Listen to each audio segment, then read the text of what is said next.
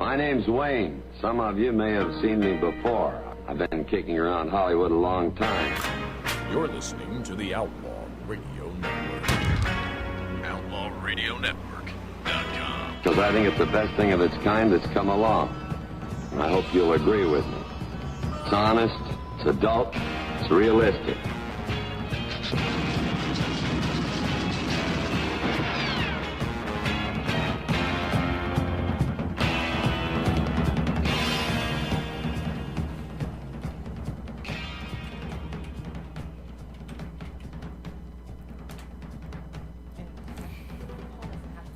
All right, it's the Outlaw Radio Network. Thanks for checking out the show tonight for the 23rd of February, 2014. I am K-Dog the Loose Cannon.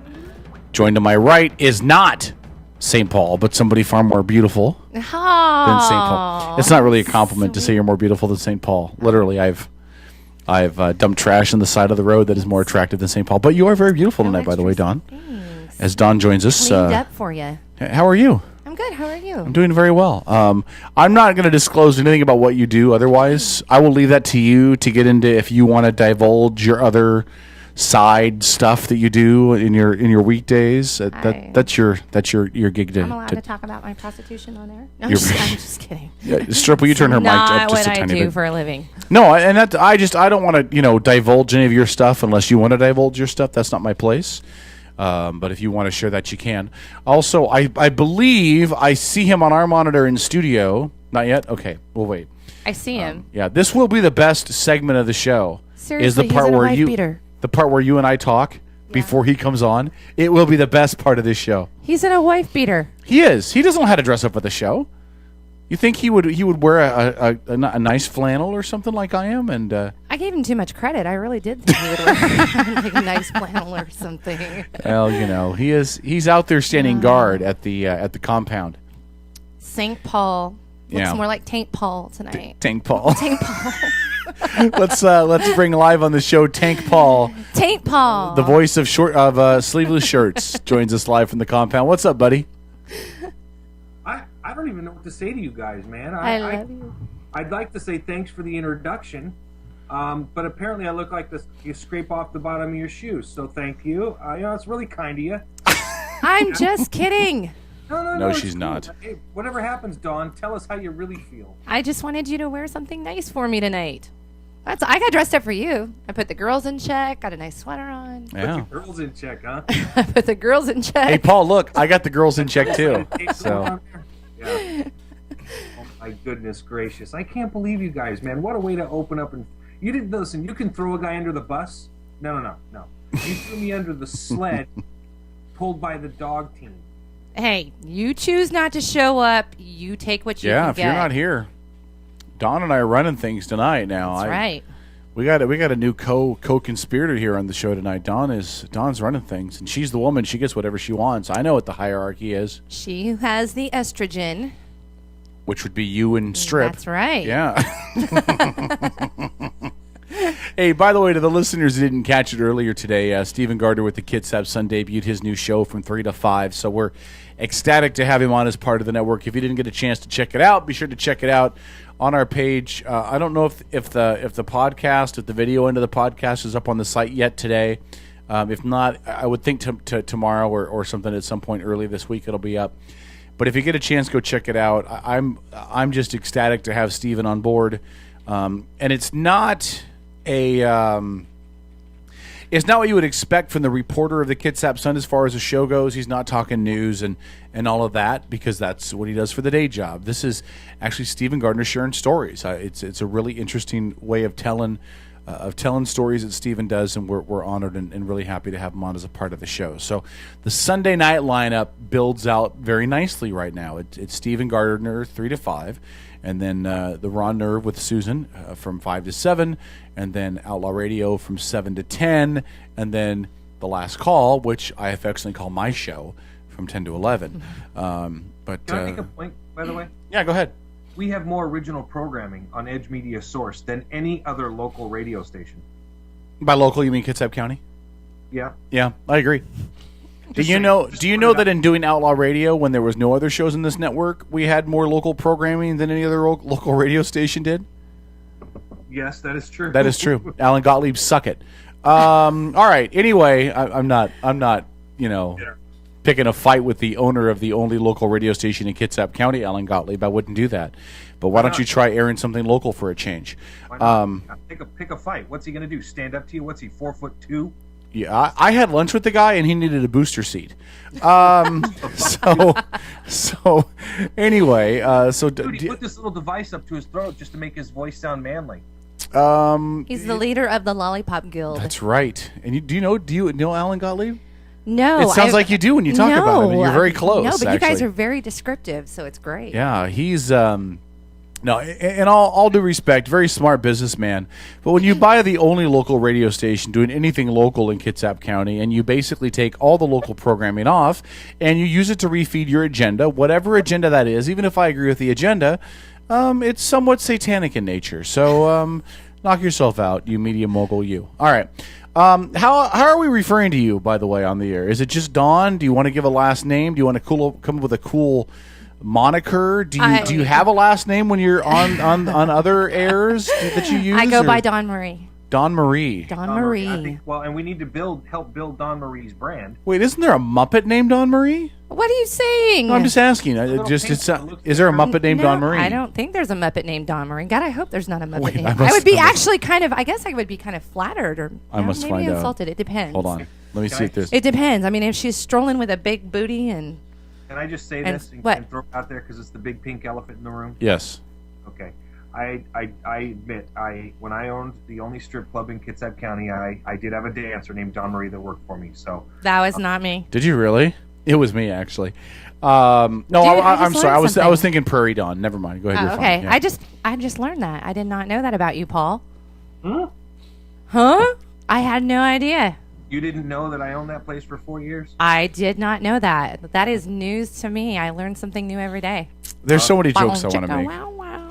Changes that image of me. It doesn't explains so much. If you go through that place with a black light, you'll see Paul Madden's name written on the walls. Listen, my In home, person. There's like 3 lamps with white lights, and the rest of them all have red bulbs. Outstanding. All right, so I do. Can I make one other apology before we get into the show? I want to apologize first and foremost to Dez, and lastly to the rest of the members of the show, and finally to all the listeners for my bailage last week. Dawn, you You weren't bailed here. on me. I bailed last week in the middle of the show because my basement was taking on copious amounts of water. And as I say copious amounts of water, I mean like 1.5 inches every 15 minutes. Listen, I think that Kevin, I think I can speak for everybody.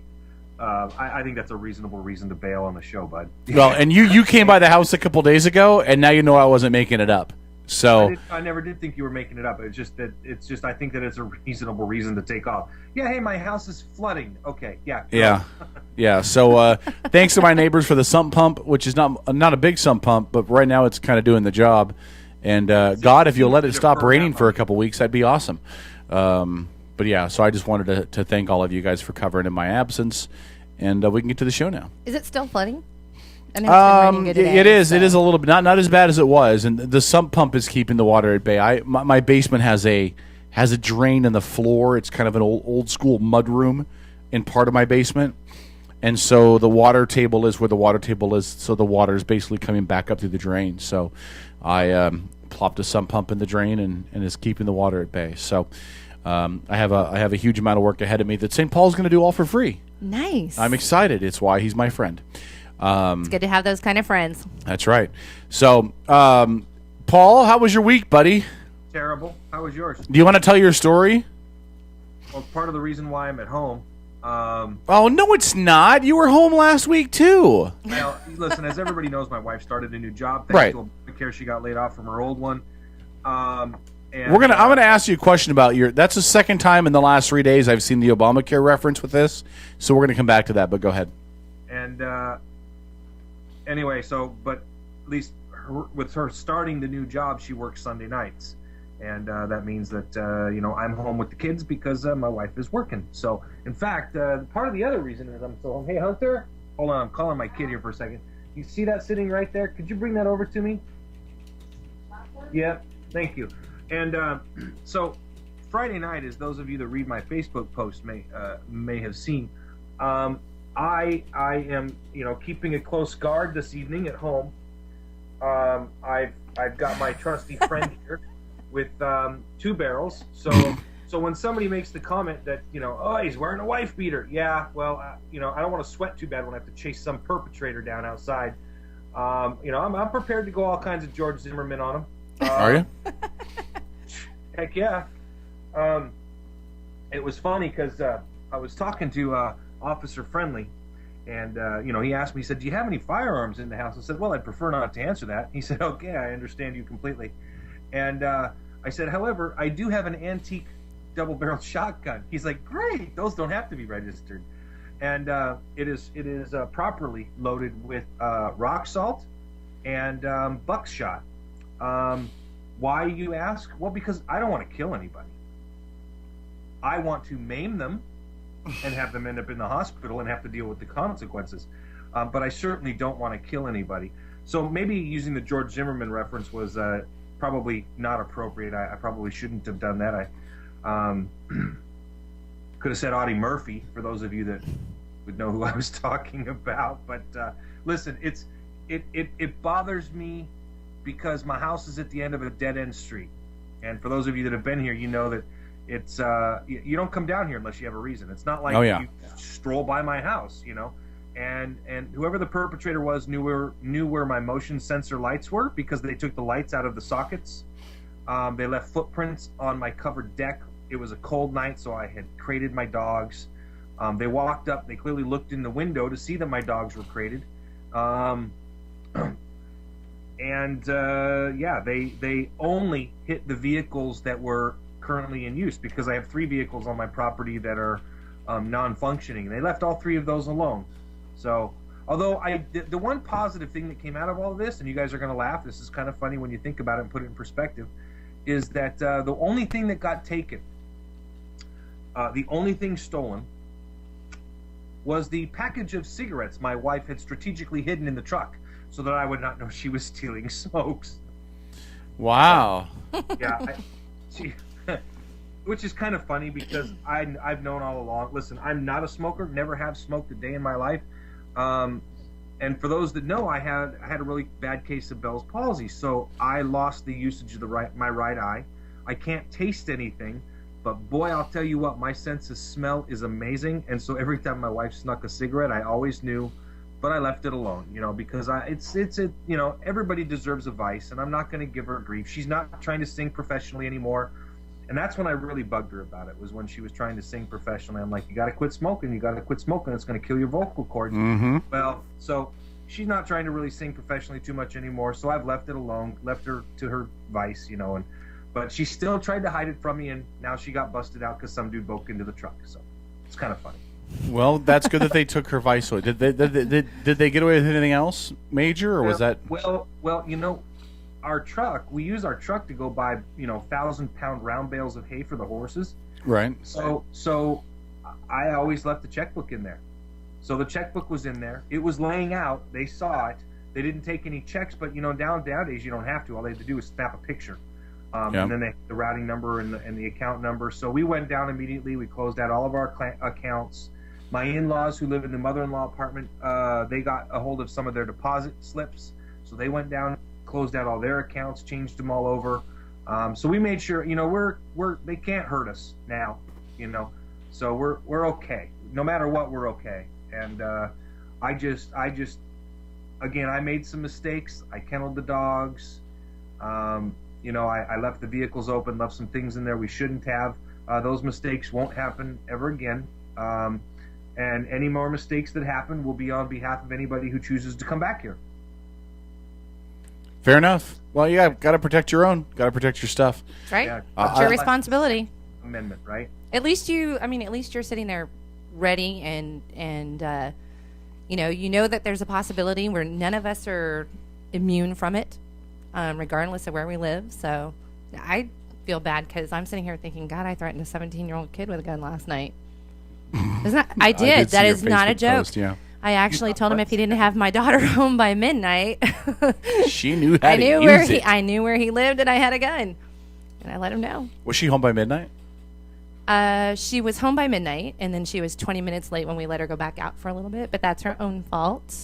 But she said, as they were sitting there watching movies last night, he said, your mom has a gun and knows where I live.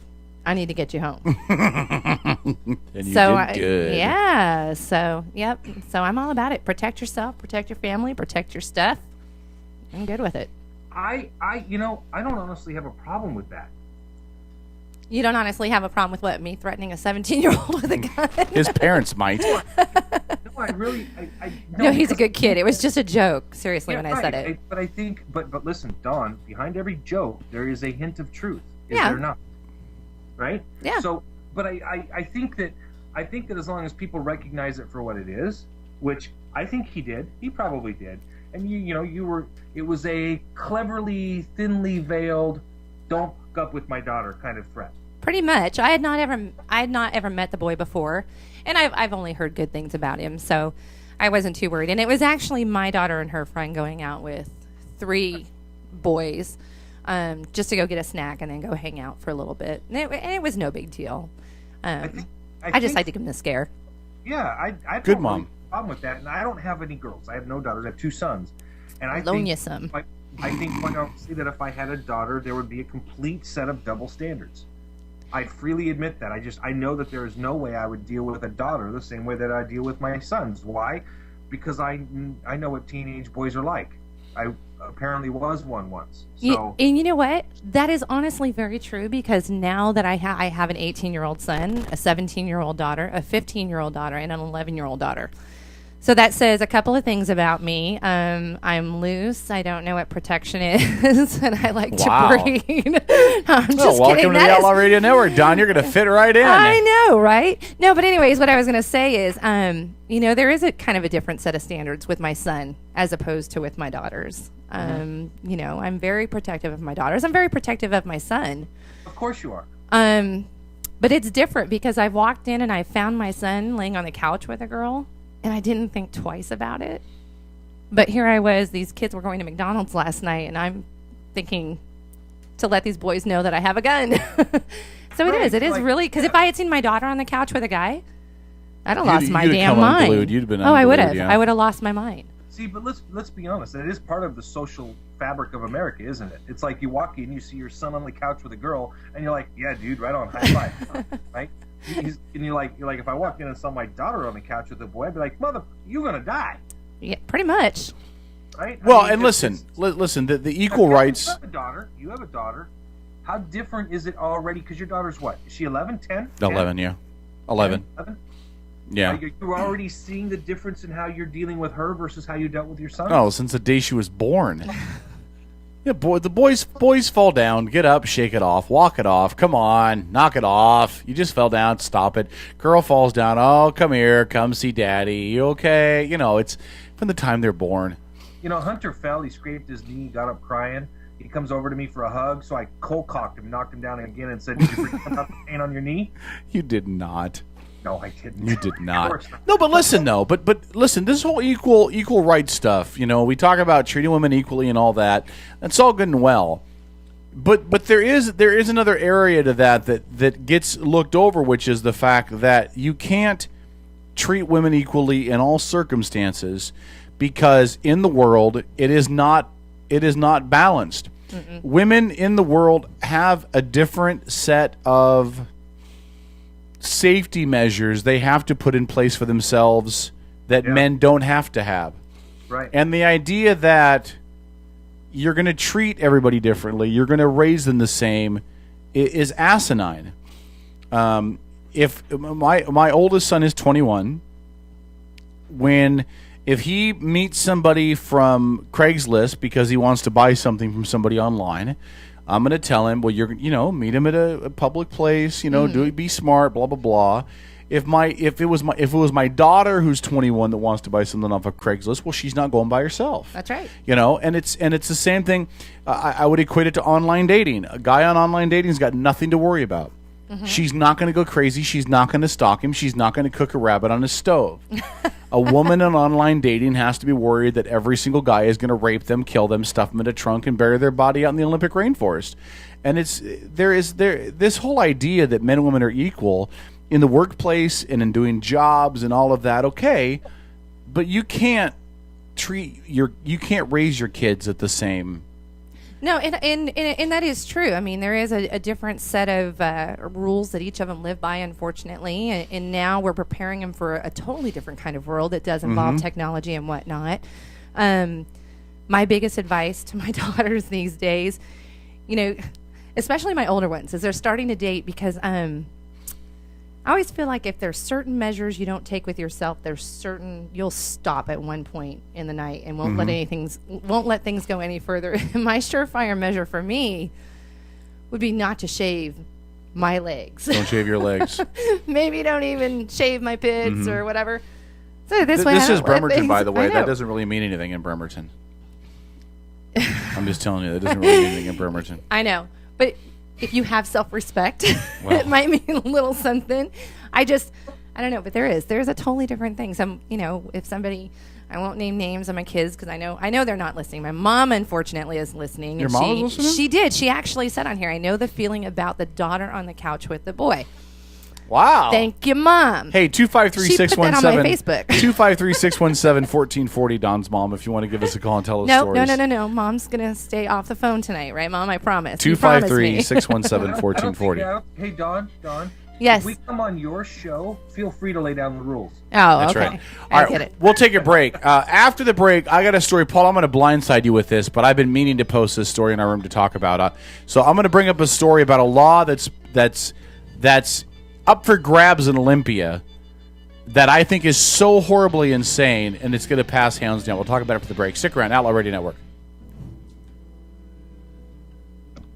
Located 3520 Kitsap Way in Bremerton, Arnold's Home Furnishing has been serving the Kitsap County community since 1951. For nearly 60 years, Arnold's has been here taking care of its customers with excellent customer service and quality merchandise you'll find nowhere else. And visit arnoldshomefurnishing.com to view all the merchandise available and see their current promotions. Arnold's Home Furnishing, to fit every lifestyle and budget. Hey, St. Paul, the voice of reason here. Wanted to send a quick shout out to our friends at Pacific Northwest Artisans. They're a custom concrete and design fabrication company. They can do all of your concrete needs. They can do pathways, walkways, driveways, you name it. You need a new foundation, you're going to do an add-on, give them a call, 731-9812 or 649-0987. Again, that's 731-9812 or 649-0987. Pacific Northwest Artisans, all of your concrete needs. The Legacy Group in Silverdale is a well-respected independent mortgage banker, absolutely committed to helping Kitsap County families on their path to home ownership. As an employee-owned company, the Legacy Group has a strong stake in your success, and they want to be your lifetime partner in helping you develop a strong real estate portfolio. Call the Legacy Group in Silverdale today at 698-6440 and find out how they can help you get started on the road to home ownership. 698-6440 for the Legacy Group, a lending experience that's a little different and a lot smarter. I'm Elaine Terso with Elaine Terso Photography. Let me tell you why I say that I am not your average photographer. At Elaine Terso Photography, I can handle all of your photography needs, including weddings, families, and newborns. I have an in-home studio, or I am able to come to you to take photos wherever you want to be. Mention Guardian Broadcasting when you book, and I will give you a 10% discount. For more information, visit me online at ElaineTersoPhotography.com or find me on Facebook. Video Me Productions combines technical experience with a keen eye to produce high-quality videos. Video Me Productions is experienced, passionate, and creative. Video Me puts out high-quality videos from commercials to weddings and family gatherings to concerts and live events. Call Video Me today and find out how their video services can help you. 360-620-4888 or visit their website to see video demos of their work at videomeproductions.com. Hi, this is Stephen Gardner from the Kitsap Sun. There are 3 things we try to do on the Kitsap Caucus blog. Give you more about the story that didn't fit in the regular piece. Give you the story behind the story. We also try to draw attention to other news you might have missed. And sometimes, I like to poke fun at Port Orchard. Read the Kitsap Caucus blog at thekitsapsun.com. In times of tyranny, and injustice. When law oppresses the people, the outlaw takes his place in history. Are you ready? This could be the greatest night of our lives. You're listening to the Outlaw Radio Network. OutlawRadioNetwork.com.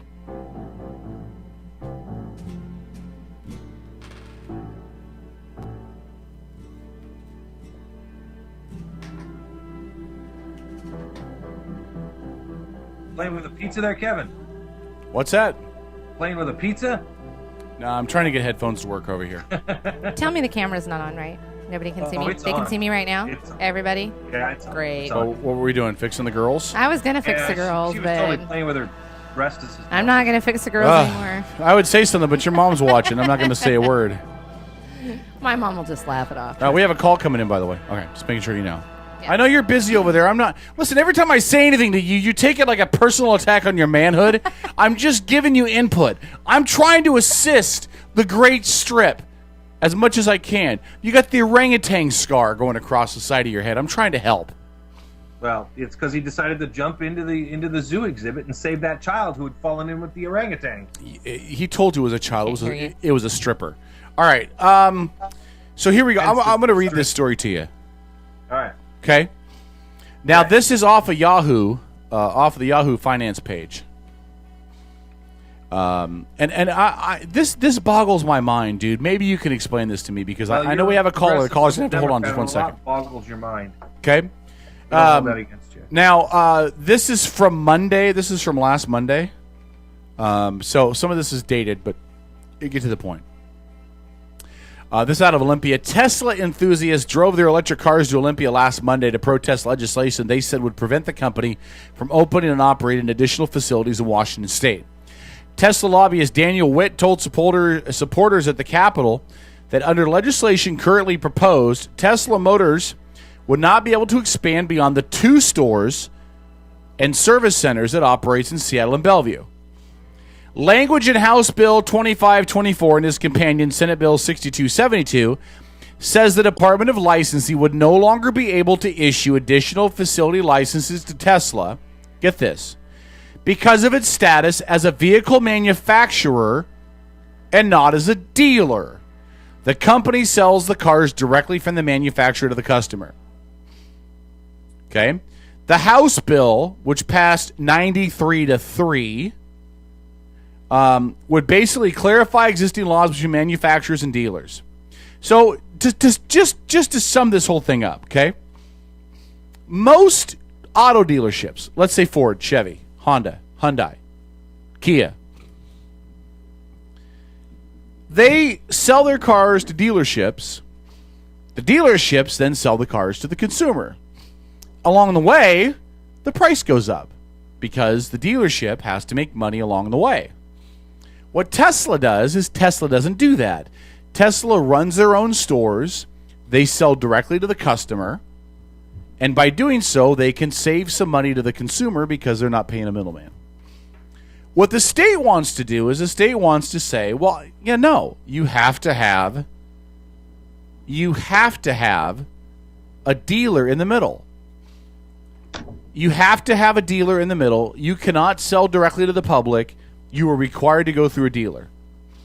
Now, I can't find anything in the story, which is piss poor reporting by Yahoo, but I've also read the same story from King 5 and the same thing on KCBQ. Nobody has given me an idea why the state wants to do this. I'll tell you exactly why they want to do it. Well, it's about lobbyists and money, but I'd like to see Not just that. some fathomable reason that would make it a benefit to consumers to require a dealership. I mean, are they going to claim safety issues?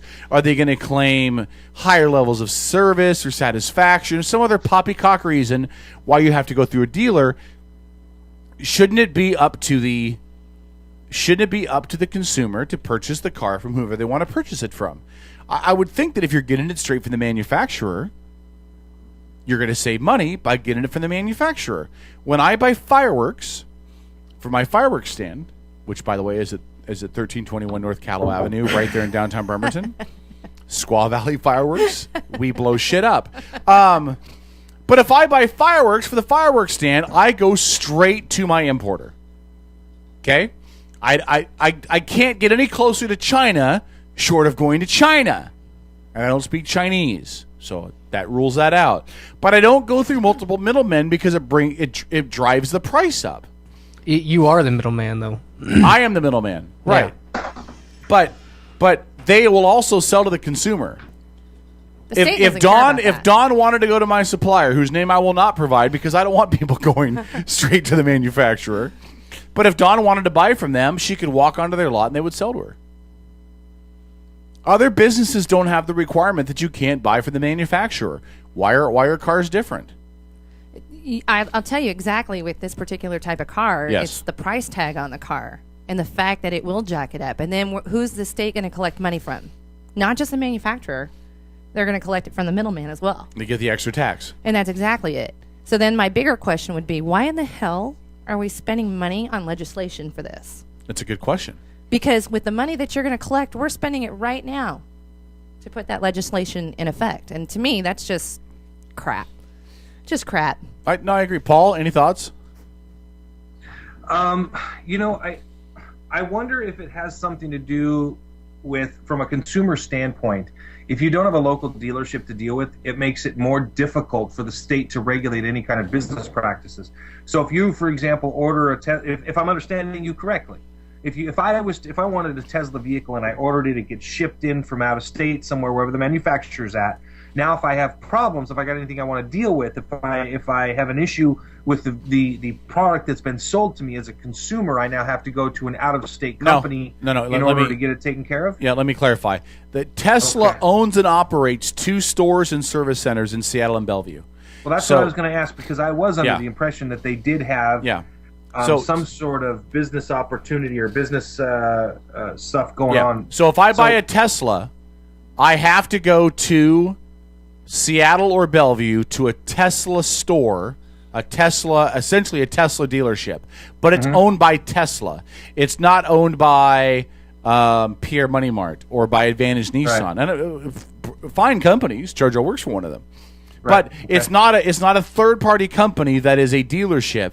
It is actually owned by the dealership, and the dealership controls what they sell, all of that. I would assume their salespeople may not even be commission because they work for the company. So when you buy it and when you get it serviced, it's all done at the same place. Now, it could be argued in the case of these electric vehicles that maybe they could have a monopoly, that could be part of it, because if you're the only one selling it and you're the only one that can work on it, then you can really charge whatever you want. Maybe that's the only rub I've got. But again, you know that when you buy it. I mean, it's not like you walk into this thinking, well, I'll just get my Tesla fixed at Bob's Corner Garage, because you're not going to be able to do that. Well, first of all, any piece of Tesla equipment based on Tesla technology is going to be impossible to fix for your local mechanic anyway. So yeah, exactly. I don't know. I guess it's going to sound weird, like I'm kind of straddling the fence, because I am, but I understand both sides of it. Okay, I don't understand it at all. I don't understand the state saying, if you're going to buy their product, we're going to tell you who you can buy their product from. That should totally be in the hands. Wait a second. The state isn't saying the state's going to tell you who you have to buy the product from. The state is simply telling. It's like you can't just go out on the corner, Kevin, and sell liquor. Right? I don't think liquor is comparable, because that's a controlled substance and all, it's it's already regulated by the state. I don't think liquor is comparable. You can't go out in the corner and sell lemonade, right? Because you got to have a business license. Sure, right. Okay, all right. Well, then, again, any type of consumer activity, any type of activity, and you work for the IRS. How do you not understand? You just keep outing me on that, don't you? Hold on. I'm being honest here. How do you not understand that the state is going to want to regulate who you do and do not buy products from? Because they don't regulate us in anything else. What? The state doesn't say, oh, you want to buy a TV, you have to buy a TV from these sets of companies. You can't buy the TV directly from a wholesaler. They don't tell you can't go to the host. Hold on, I'm answering your question. I'm answering your question. They don't tell you can't go to the Hostess Overflow shop and buy your bread directly from Hostess because they've got extra loaves of bread that are 4 days old that they want to get off the shelves before they go bad. They don't say, well, you can't buy it from Hostess. You better go to Safeway and pay the Safeway markup. You can't go to... No, they don't regulate anything else. They're regulating the car. It's because lobbying groups behind the major companies... Ford, Chevy, Hyundai, Kia, Toyota, whatever, have a business model they use. Those lobbying groups are putting a lot of money into the coffers of politicians, and they realize their business model is based on how they do business. And if somebody else steps up and doesn't have the extra amount that has to be paid because you're going through a dealership, then people are going to get wise and realize, holy crap, I just saved 15% purchasing a new car because I didn't buy it through a dealership. I didn't go through a dealership. These bastards from Ford, I can get a car cheaper if I don't go through Ford. I'll just go to Tesla. So Kevin, now that you went down the rabbit hole and I effectively goaded you into doing it, I apologize. You goaded me, yeah. Okay, up front. But first of all, it's your guy. It's Obama and the Obama administration. No, this is a state. No. This is the state. This is the state. Oh, it's not everything's Obama to you. Go ahead. I let you talk. I let you talk, didn't I? Obama, my ass. No, you listen. I'm listening. Go ahead. Blame this on Obama. GM, automotive bailouts, government motors. Federal government controls everything that goes on now with regards to automotive sales. Almost everything. Do they not? Well, sure they do. Well, no, hold on. They don't regulate everything that goes on with motor vehicle sales. They didn't. When I bought my Kia from Jim Loescher, by the way. Why is that? I'm asking you, why is that? Why is what? Why does the federal government control most of what goes on with regards to automotive sales? Now, listen, I hate to draw the comparison, but what letter stands next to Obama's name? Are you talking about the D? The D. Very good. Oh, my God. Listen, Here we go. go. Washington, what letter stands next to the governor's name? Hey, guess what? That's irrelevant, and I'll tell you why. Because when the bill passed in Olympia... You want it to be irrelevant. When the bill passed in Olympia, it passed 93-3. Are you telling me that there's 93 Ds and 3 Rs in Olympia? Because the number of Rs is closer to 40. So before you go off on your whole anti-lib, anti-dem BS speech, remember that there's about 40 R's in Olympia, and we know that at least 37 of them voted for this bill. And the R's are the ones that I would expect to vote against this, because the R's are supposed to be in favor of allowing consumers to choose and business to run itself and people to have freedom to make their own decisions in how they purchase and not to have government regulating everything. We are in Washington State. Isn't this the same state that held a closed election so nobody would know how their elected representatives voted with regards to some other state laws? I don't really... Is my memory failing me on that one? We have a caller. We're going to continue this in a second. No, I just want to know, is my memory failing me? No, your memory's not failing you at all. We have a caller. We made it wait 15 minutes to listen to you and I argue about something that you're totally incorrect on. I don't know. I don't know. Everything to you is Obama's fault. Did I say that was Obama's fault? Is 9/11 Obama's fault? I'm just curious. Well, it could be. He's a Muslim. I feel like the thong between the cheeks right now. Yeah. Really do. And now you know you volunteered to get in here for I feel like it. I'm stuck between. Hey, we have a special caller on the line who wishes to speak to Dawn. Let's bring the caller on. Caller, what's your name? Where are you calling from? Hell no, I just realized who that is. Well, let's see. Dawn would know me by Wayne, and I'm going to say she has a beautiful sparkly shirt on tonight, but oh yes, I can see by her eyes closed. She knows exactly who this is. So she said something about her mom calling her, but I figured I'd call and find out ultimately what you guys wanted to know, because she didn't say anything about her brother calling himself. Let's open the forum. What would you like to know? What is the best? What's the best embarrassing story about Dawn you want to share from her childhood? Oh God, there's so many to choose. Can somebody please bring me a drink? Going, where do I start? Try some Javita. He already bought Javita. You didn't bring any Javita in with you? It's in the car. I was just checking to see if she brought Javita in with her. She said she needed a drink. No, I because you're need gonna tell Fireball. Fireball. Let's keep the impression that I'm an alcoholic. In the interest of having to keep some sort of family, not coming apart, we'll just go with the simple ones. Dawn has always been a rebel. She's always been the one who wasn't afraid to go against mom and dad. So I guess, the best things I could talk about would probably be, 13, 14 years old, picking up the kids that she's babysitting, driving them on into town in dad's Bronco. And of course, then she comes back with all of the Jack in the Box and Burger King wrappers in the car and looks at my dad when he says, "Did you drive the truck?" and says, "I didn't go to Burger King." She didn't master the art of lying very well, did she? No, she never really was very good at lying. No, she did attempt several times. But, I don't want to throw her under the bus too hard because, she, all in all, she does pretty good. For all of her faults, she's a good mama. Mm-hmm. And I feel her pain when it comes to putting those kids out into the dating world. And she probably handles things a little better than I would. I'd wring their necks already. Mm-hmm. You know what? My brother calls. Let me just include him in on a story. My brother is such a great guy. If he really wanted to embarrass me, he would have told the story about the night that I was actually out on a date and that I came home. And we lived out in South Bay in Lacey. You two will appreciate this story. And so I'm coming home from, it's my first date with this guy, and I'm super excited. How old were you at this time? I think I was about 17 or 18. 17, yeah. Okay. But I remember it was the first time you were dating that guy, and I had my friend stay the night over, and while he's visiting with me, a bunch of her friends show up, and she was out for quite a while. But I had her friends stick around because they were planning on her coming home so she could party. And well, when she got home, we had an alarm system in the house, but it wasn't hooked up on the phone system like it is nowadays. And so what I basically did was have her friends run into the back bedrooms of the house with a couple of flashlights, and my friend and I sat in the closet right on the entrance of the door. I feel really bad for this poor bastard. After they flipped over all the furniture in the house, mind you. Yeah, emptied it. I mean, they pulled drawers out. We completely threw papers everywhere. We made it look like the house had been robbed.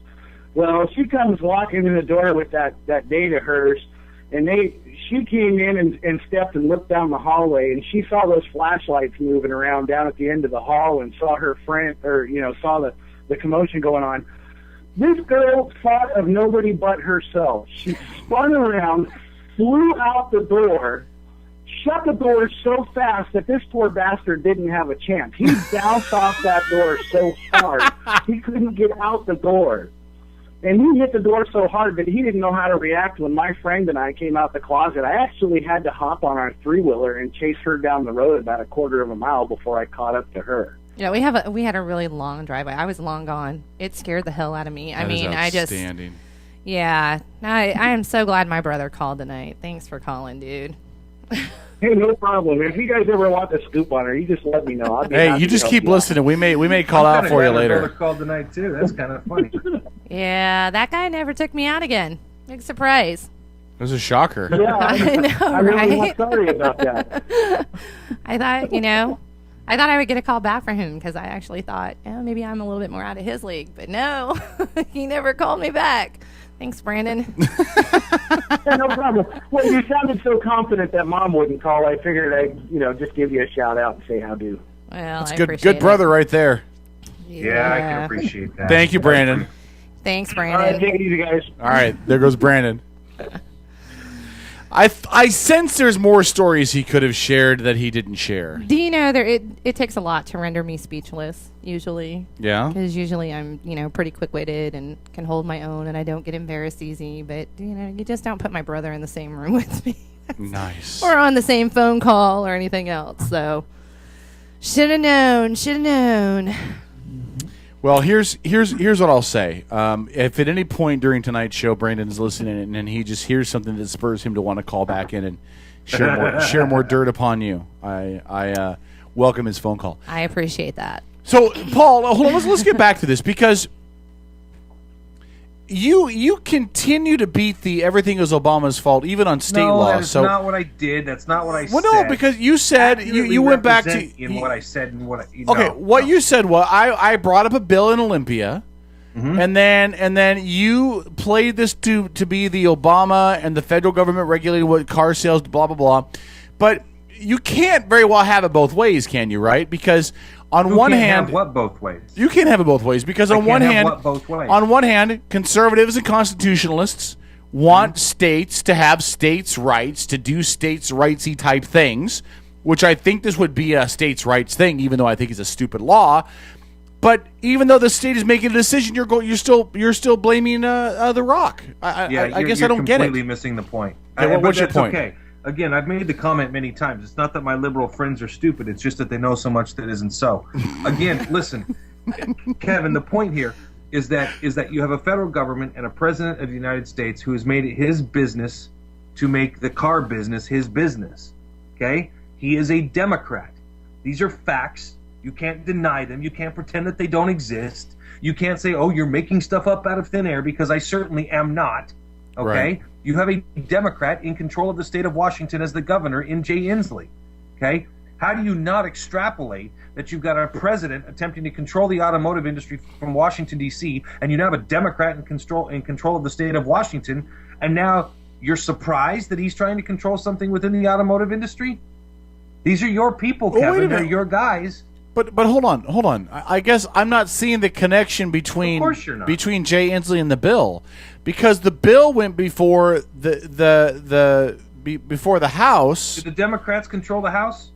I believe so. Let me go look up the numbers. Hold on, I'm gonna go look up the numbers. I think it's more a matter of really knowing who brought the bill forward. I mean, to be perfectly honest, you can't lay blame anywhere. I mean, don't get me wrong. I certainly can. Well, you can blame them all for wasting our time and our money. First off. Secondly, all. You can blame all. EM all. Great, we've got a woman on the show, and suddenly we're getting into shopping malls. Okay. No, and I don't do malls. Dang it! Oh my God, that reminds me of that episode of How I Met Your Mother when Robin sings about going to the mall. Okay, go ahead. But anyways, and unless you know who brought the bill forward, you really can't. You can't throw the blame in either direction until you know who brought it forward. First of all, a lot of times you get people who put their names on bills. They're not as sponsors. A lot of times they're not necessarily the ones who are behind the bill. Okay, there's been many times when lawmakers have been interviewed because their names are on bills and they are so ignorant that they don't even know what's in the dang bill. So, to me, it's the more important fact is who wrote the bill. Who's lobbying for it? 55 Democrats in the state house. Okay. 43 Republicans. Okay. So and again, passed. Who wrote the bill and who's behind it? Give me a second. I got to go back and find. Yeah, that would be my biggest question. Because and Paul, before let me kind of let you know, because maybe you don't realize this. I mean, I kind of swing a little bit more towards the direction that you do when it comes to politics and things that happen. I'm a swinger. I had heard that she's a swinger. Thank you. This can't get any more embarrassing for me tonight, can it? No, I'm just kidding. It's a joke. Wait till the second hour. Somebody's losing their pants. And that's not going to be me. But anyways, what I was going to say is that I do tend to swing a little bit more towards the conservative side, and I do agree, but lately when it comes to politics, I can say that everybody's getting their hands dirty and nobody is completely innocent of anything going on anywhere. Yeah, that's correct. I mean, it's just the way it is. Listen, Don, there is a severe breakdown in the Fourth Estate in this country. I would completely agree. The Fourth Estate, and for those of you going, oh, what's the Fourth Estate? Well, the Fourth Estate is the media. You can't turn on Fox News without seeing things slanted entirely one direction. You can't turn on MSNBC or CNN without seeing things slanted almost entirely the other direction. Your local news networks do very little political investigative stuff anymore. Responsible political. Yeah, they're right. It's just not there. And for whatever reason, personally, I think it has to do a lot with the money. They're just, they're afraid of losing sponsors if they go one direction or the other. Fox, MSNBC, and CNN have a distinct set of sponsors and people that pay for advertising, and all they're doing is catering to those advertisers. So, you turn on KCPQ here in Seattle, and they try to run nothing that's going to offend anybody. And, because, we can't be too hard on Jay Inslee now. We don't want to offend our Democratic listeners. You just said hard on. It's the truth. I like Jay Inslee. He's awesome. It's the truth. It's the truth. Well, you like anybody that's Democrat, so. That's not true. If you remember correctly, I happen to detest Patty Murray. I don't like Patty Murray whatsoever. And I'm not a huge fan. You're telling the truth, Kevin. And I'm not a huge fan of Maria. Can't do anything well either. By the way, I concur. The bill was proposed by a Democrat, Steve Kirby. Okay. So, and then, well, again, why do you say it's a shocker? Again, because it doesn't surprise me that a Democrat wants to have control over an industry. It passed 93-3, Paul. I don't care. Even if every single Democrat voted for it, then that means 40 Republicans voted for it as well. So 40-3 Republicans voted in favor of it as well. So while you're throwing rocks at the greenhouse, do you not know how politics works? Okay, hold on. It's a rhetorical question. Tell me how it works. I want to hear this. Okay, because if you're an elected state legislator and you want to get your bill passed, you go to number 1 through number 40 that you need to vote for your bill, and you say, hey, if you vote for this bill for me, I'll vote for this bill for you. Listen, that happens every day, 50 times a day, for all of these people. None of them hardly ever read the bills that they vote on. I don't care how many people voted for the bill. All I care about is who wrote the bill, who's backing the bill, who put the bill forward, who signed the bill into law. Wait a minute. Oh, are you're serious, right? I'm dead serious. See, what you're telling me is I don't care who voted to pass the law.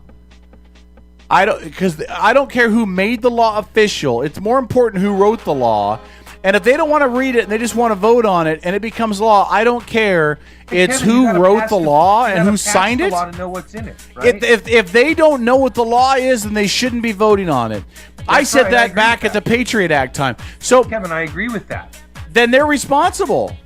Yes, of course they're responsible. And Jay Inslee, if he gets this on his desk, he might as well sign it. Because it was 93-3. Even if he vetoed it, they've got a super duper majority, like an extra grande size, super size, king size, extra value size majority to this. They'll just send it back and it'll be approved. I know, you'd almost think they could get a budget passed. You would almost think that. Well, the state's got a budget passed. All right, we'll take a break. On a federal level. You're on crack. The news is next. I'm going to go stick my head in a vacuum. There's a toilet in the other room. From NPR News in Washington, I'm Windsor Johnston. Ukraine's new interim president says integration with Europe will be a top priority. NPR's Peter Kenyon reports that Washington is warning Moscow against military intervention. After being named interim president, Alexander Turchinov gave lawmakers 48 hours to agree on a new government and said while he's ready for dialogue with Russia, integrating with Europe will be a top priority. As the Olympics in Sochi came to an end, all eyes here turned toward Moscow to see how Russian leader Vladimir Putin will react to losing his ally Ukrainian President Viktor Yanukovych, who says he was the victim of a coup. In Washington, National Security Advisor Susan Rice said Russian military intervention in Ukraine would be a grave mistake, and that Ukraine keeping friendly ties with Russia and moving toward integration with the EU need not be mutually exclusive goals. Peter Kenyon, NPR News, Kiev. Treasury Secretary Jacob Lew and Federal Reserve Chair Janet Yellen have wrapped up a two-day meeting in Sydney, Australia, with their counterparts from the world's 20 largest economies. Steve Beckner of Market News International reports the so-called G20 financial chiefs have agreed on an agenda for the global economy. The G20 commit themselves in a communique to significantly raise global growth. Their finance ministers and central bankers vow to develop ambitious but realistic policies aimed at lifting their combined GDP by more than 2% above what is now projected over the next 5 years. That would mean some $2 trillion in added growth and significant additional jobs, they say, while recognizing that very low interest rates need to normalize in due course. Monetary policy measures among the G20 central banks are to be carefully calibrated and clearly communicated with an eye toward their impact on the world economy. For NPR News, I'm Steve Beckner. Federal prosecutors in New York say they're seeking the extradition of drug cartel kingpin Joaquin Guzman, who was captured in Mexico this weekend. House Homeland Security Committee Chairman Michael McCall told ABC's This Week that he understands why Mexico might prefer to prosecute Guzman rather than extradite him to the U.S., but he says there's no room for slip-ups in this case. The track record's not good with this individual. This is an exceptional case. Yeah, this is the largest, biggest drug lord we've ever seen in the world. Guzman evaded capture for 13 years. The Coast Guard says a 65-mile stretch of the Mississippi River is closed until further notice while crews clean up an oil spill. A barge hit a towboat between Baton Rouge and New Orleans yesterday. The Associated Press reports in nearby St. Charles Parish, public drinking water intakes on the river are closed as a precaution. This is NPR News in Washington. Jason Collins is the first openly gay professional basketball player. NPR's Nathan Rott reports the 35-year-old Collins has signed a short deal with the Brooklyn Nets and is suiting up against the Los Angeles Lakers tonight. Jason Collins' deal with the Nets is a short one, at only 10 days, but it's being viewed as a huge step for gay athletes in American sports.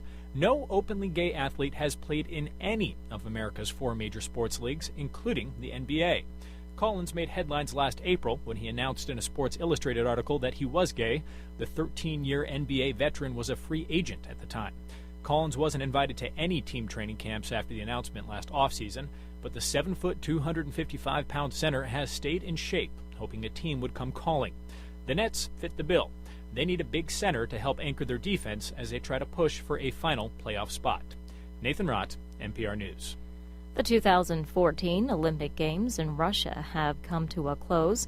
The president of the International Olympic Committee says athletes and spectators enjoyed exceptional conditions at the Games.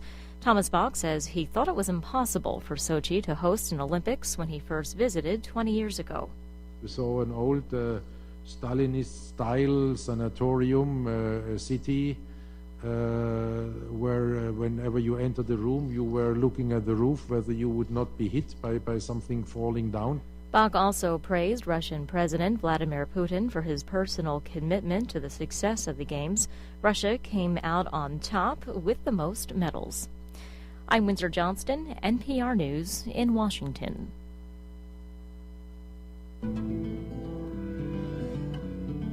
Located 3520 Kitsap Way in Bremerton, Arnold's Home Furnishing has been serving the Kitsap County community since 1951. For nearly 60 years, Arnold's has been here taking care of its customers with excellent customer service and quality merchandise you'll find nowhere else. And visit arnoldshomefurnishing.com to view all the merchandise available and see their current promotions. Arnold's Home Furnishing, to fit every lifestyle and budget. Hey, St. Paul, the voice of reason here. Wanted to send a quick shout out to our friends at Pacific Northwest Artisans. They're a custom concrete and design fabrication company. They can do all of your concrete needs. They can do pathways, walkways, driveways, you name it. You need a new foundation, you're going to do an add-on, give them a call, 731-9812 or 649-0987. Again, that's 731-9812 or 649-0987. Pacific Northwest Artisans, all of your concrete needs.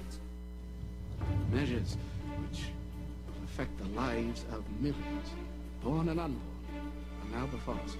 We must expect a great expense of blood. To obtain them, we must always remember that a free constitution of civil government cannot be purchased at too dear a rate, as there is nothing on this side of Jerusalem of greater importance to mankind. I see a new nation ready to take its place in the world. Not an empire, but a republic. And a republic of laws, not men. Those who would trade our freedom for the soup kitchen of the welfare state have told us they have a utopian solution of peace without victory. They call their policy accommodation. And they say if we'll only avoid any direct confrontation with the enemy, he'll forget his evil ways and learn to love us. All who oppose them are indicted as warmongers. You're listening to the Outlaw Radio Network. Outlaw Radio Network. ESPN.com.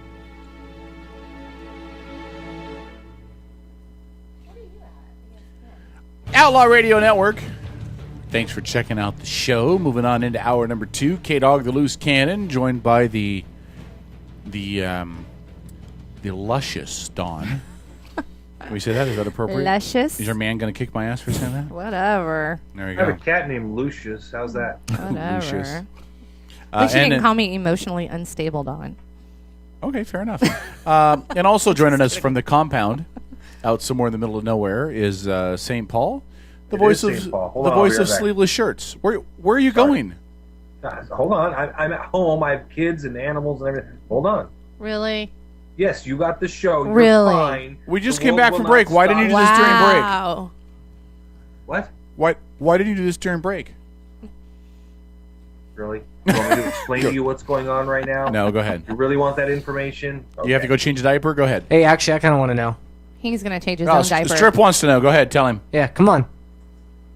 He doesn't care. He just walked got up and left. away. Really? That was your brother giving you the finger. Can everybody see this at home, too? Yep. They can see him get up and walk away? Oh, yeah. All right, take his camera off. They don't it's a need to sign. see his living room. Hey, can I just say this really quick before we go back to a real topic? In 40th place. In 40th place in Daytona.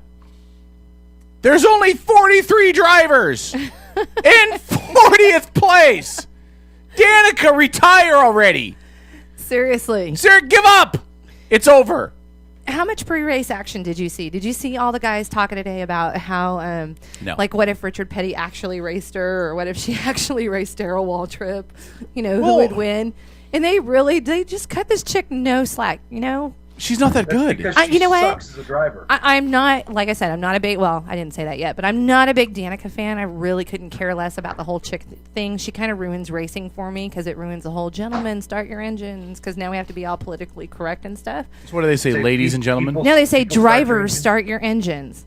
Oh, drivers. Drivers, screw that. Gentlemen, start your engines. If you're going to go play with the big can you hear boys, me? just deal with it. We're ignoring you. Another thing women Just ruin. kidding. Yeah, another thing women hey, ruin, yeah. hey now.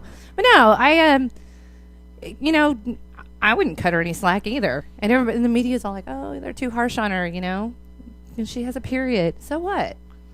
We don't care. Get out there and drive like a man. Yeah. Paul, what were you saying? Nothing doesn't compare with what John just said.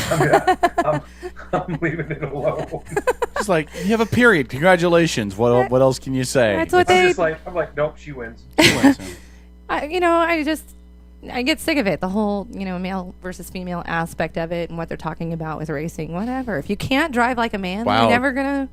Jimmy Johnson's fallen all the way back to 6th. Oh, damn. Sorry to Dale hear that. Earnhardt is still in the lead, followed by Brad Keselowski, Jeff Gordon in 3rd, Kyle Busch, Carl Edwards, Jimmy Johnson, Denny Hamlin. Yes. Where's my boy at? Where's Tony? He was. Remember we were talking like he was down. Oh, he was in 6th. he was in 6th. Where the hell's Tony? Where'd he go? Tony. Maybe he's not. Maybe Tony? I read that wrong. Tony? You know what, though? Junior's in 1st. That's awesome. Wait, Tony. Where are you, Tony? Hold on. 35th! He's in what the fuck? Tony! He's a big Danica proponent. He's going to go back and hold her hand through the rest of the race. I guess so. He really is. He's a huge fan of hers. They're really tight. He is 26 laps behind.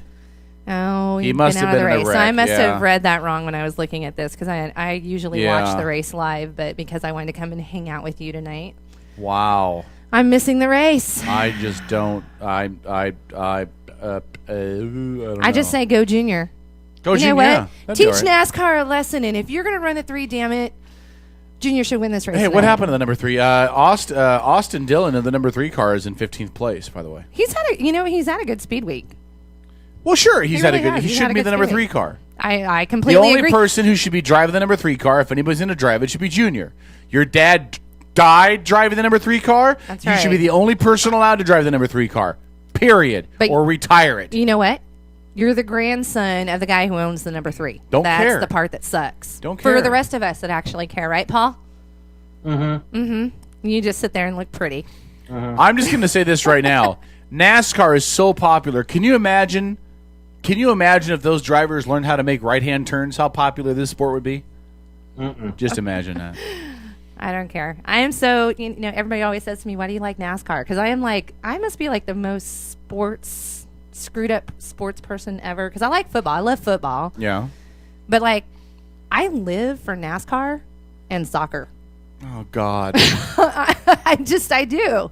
Paul, I'm a huge There's Sounders nothing fan. wrong with soccer. Paul, I love talk me down, soccer. Paul. Talk me down, Paul. Shut, I don't I'm about to wanna blow up, hear Paul. all- Go ahead. Talk me down. Oh, go right ahead. Go right Whatever. ahead. This should be funny. I'm a huge Sounders fan. But I love NASCAR. And people just think I'm absolutely off my rocker. Guess what? I like rodeo too. Dez, tag this in social media. K-Dog's about to blow up on soccer. Go ahead. Oh, he's not ahead. going to blow up on soccer. Go ahead. I'll give you a second to put that out there before I do it. Go ahead. Why? Can you roll a ball around with my your God, feet aside from your own balls? Can you roll a ball around My with blood your pressure feet? is spiking. I'm just asking. Soccer's not a sport. He just can't keep up with the other players. Soccer's not a sport. It's not his fault. Really? Tell that to my knees. Soccer's not a sport. Tell that to my knees. Your knees know that soccer's not a sport, which is why they hurt, which is why they're telling you not to play it. Soccer's not a sport. It is a sport. Soccer is a sport for 11-year-old girls, No. okay? Soccer is a sport for girls because they can't play football. That's why people play soccer. Oh, back the truck up. Okay? Soccer is not a sport. Anything that ends in a tie, 85% of the time, is not a sport. I'd like to see you get out there and run for 90 minutes straight and try and handle a ball with both of your feet. A marathon is not a sport. Marathons are not a sport. I They didn't run say for 3 marathons hours. are. But they run for 3 hours is not a sport. It is. It's a hobby. Can I just point out that What? you just asked Kevin to do what with his balls? Run with his balls for 90 minutes? No. Well, see, now I feel that way about baseball. Just looking for some clarification. How can you feel I that am way not a about fan of baseball? baseball. How can you feel that way about baseball? Really? They're throwing a ball Any sport that you- 100 miles Okay, an wait. hour at your face. I don't stop in the middle of my soccer games, which I play soccer. I don't stop in the middle of my soccer games to have a beer. So when you come off your, let me see, if you swung 3 times and you're out or you're done, you're at, you've run all your bases, whatever the hell you do, which I do know about baseball, you go back to the dugout in your typical leagues and drink a beer. I know every cooler in the dugout's got a beer in it. Wait a minute. Hold on. That's what they do in St. Paul's Rec Softball League.